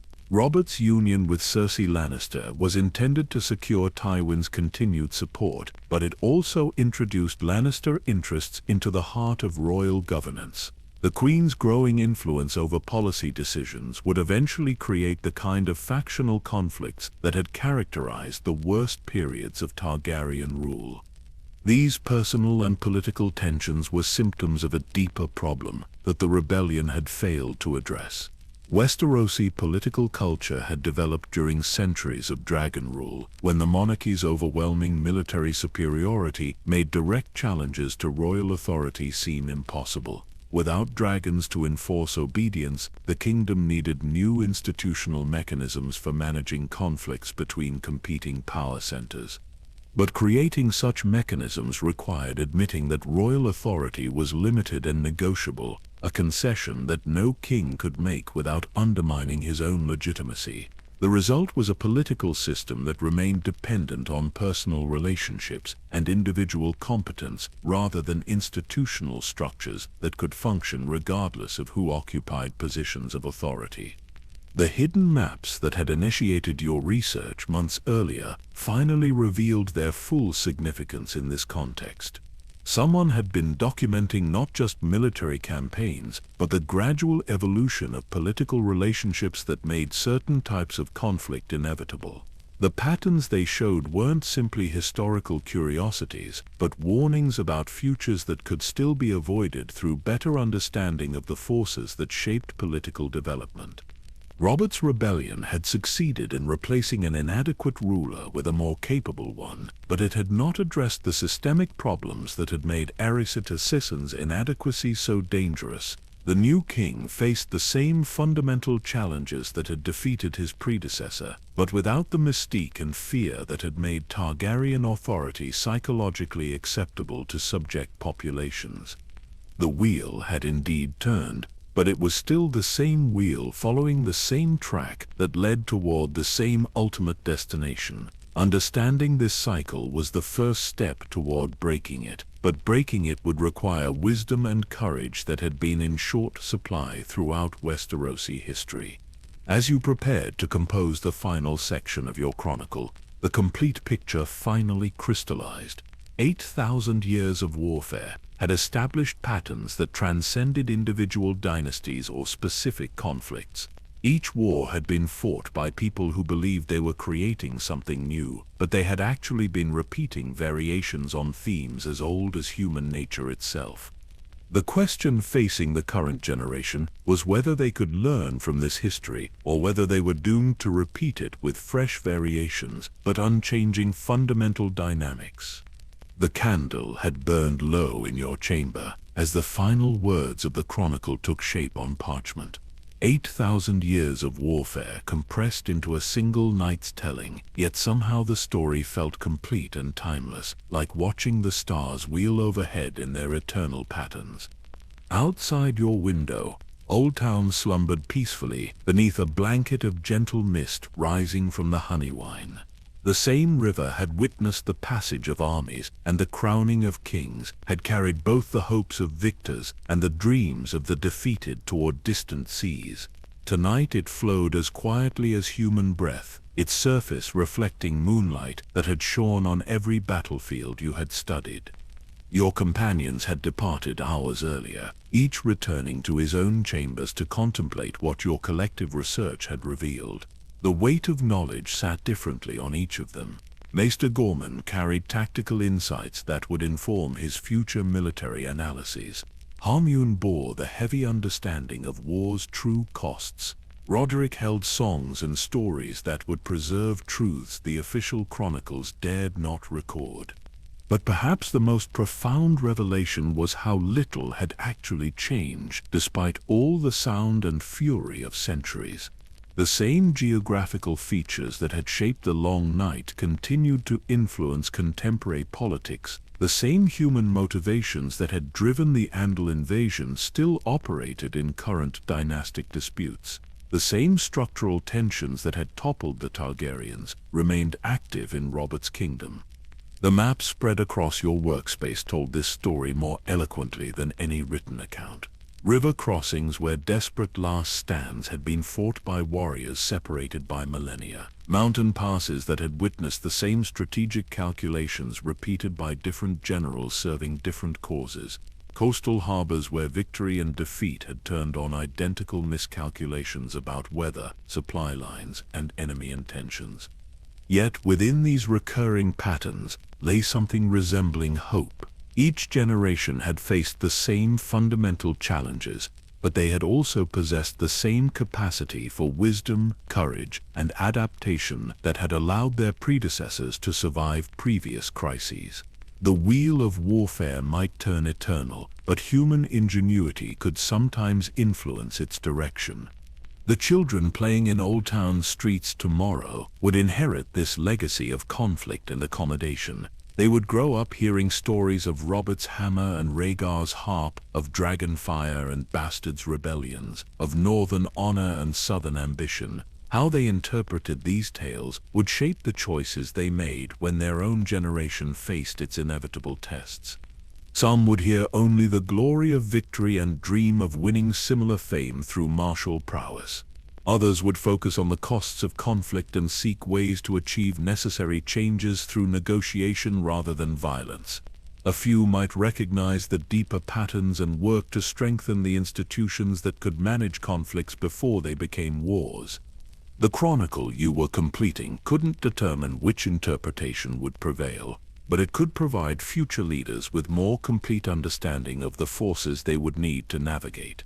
Knowledge of how previous challenges had been met, both successfully and unsuccessfully, offered the best hope for breaking cycles of violence that had persisted for millennia. The Iron Throne would endure or fall based on whether its occupants learned these lessons. Robert's dynasty would face the same tests that had defeated the Targaryens, complicated by additional challenges created by the precedent of successful rebellion. Future kings would rule knowing that their authority derived partly from the consent of subjects who had proven willing to withdraw that consent under extreme circumstances. This knowledge could lead to greater wisdom in governance, more careful attention to the concerns of great houses whose cooperation was essential for maintaining stability, or it could produce paranoia and oppression as rulers attempted to prevent challenges through preemptive suppression. The outcome would depend on individual character and collective wisdom that couldn't be predicted or guaranteed. The maesters of the citadel would continue their scholarly work, preserving knowledge and advising rulers while maintaining their traditional neutrality in political disputes. But your research had revealed how difficult such neutrality became when the definition of legitimate authority was contested. Future generations of scholars would face similar challenges to their institutional independence. The faith of the Seven would adapt to changing political circumstances as it had throughout its history in Westeros. Religious institutions possessed their own forms of authority that could either support or challenge secular governance, depending on how skillfully both were managed. The faith militant uprising had demonstrated the dangers of religious opposition, but it had also shown that accommodation was possible when rulers showed appropriate respect for spiritual concerns. The great houses would continue their eternal dance of alliance and rivalry, cooperation and competition. Their regional power bases provided essential stability during periods of weak central authority, but they also created the potential for fragmentation if national institutions failed completely. Balancing these forces would remain the fundamental challenge of Westerosi governance regardless of which dynasty occupied the Iron Throne. The common folk would endure as they always had, adapting to whatever political arrangements their betters imposed upon them. Their ultimate loyalty belonged not to particular rulers, but to whoever could provide security, justice, and prosperity. This pragmatic approach to political authority represented both the kingdom's greatest strength and its most significant constraint on royal power. The night air carried the scent of salt from the harbor, where ships waited to carry your chronicle to distant lands. Other scholars in other kingdoms would read these accounts and perhaps recognize similar patterns in their own histories. The forces that shaped Westerosi warfare weren't unique to this continent or these peoples. They reflected universal human tendencies that manifested wherever different groups competed for resources and authority. Understanding these patterns offered hope for eventually transcending them, but such understanding would need to be earned anew by each generation. The lessons of history couldn't be inherited like family names or ancestral swords. They required active engagement with the moral complexities that had shaped every conflict you had studied. The stars wheeled overhead in their ancient patterns, indifferent to human ambition and mortal concerns. They had witnessed the rise and fall of civilizations whose names were forgotten, whose greatest achievements had crumbled into dust. Yet they had also seen moments of genuine progress, times when wisdom prevailed over violence and cooperation triumphed over competition. Tomorrow would bring new challenges and new opportunities for such progress. Somewhere in the realm, future leaders were being born or educated or tested in smaller conflicts that would prepare them for greater responsibilities. The chronicle you were completing would become part of their inheritance, one voice among many that would help shape their understanding of what leadership meant and what price it required. The final words were written. The candle guttered and died, leaving your chamber in darkness save for the gentle glow of moonlight through diamond-paned windows. The maps and documents that had consumed months of careful research lay quiet and still, their revelations preserved for whatever future generations would make of them. You had set out to document the complete military history of Westeros and had discovered something more complex and more hopeful than simple chronicles of battles won and lost. You had found evidence that human nature contained capacities for both destructive competition and creative cooperation, that the choice between these alternatives remained open in each generation and each moment when individuals faced tests of character and wisdom. The wheel would continue turning, as it always had and always would, but perhaps with better understanding of its mechanisms and better appreciation for the consequences of different choices, future generations could learn to guide its direction rather than simply endure wherever it carried them. Sleep would come easily tonight, earned through honest labor completed and worthwhile knowledge preserved. And in that sleep, dreams might carry whispers of the countless warriors who had found their own peace on distant battlefields, their struggles ended and their stories finally fully told.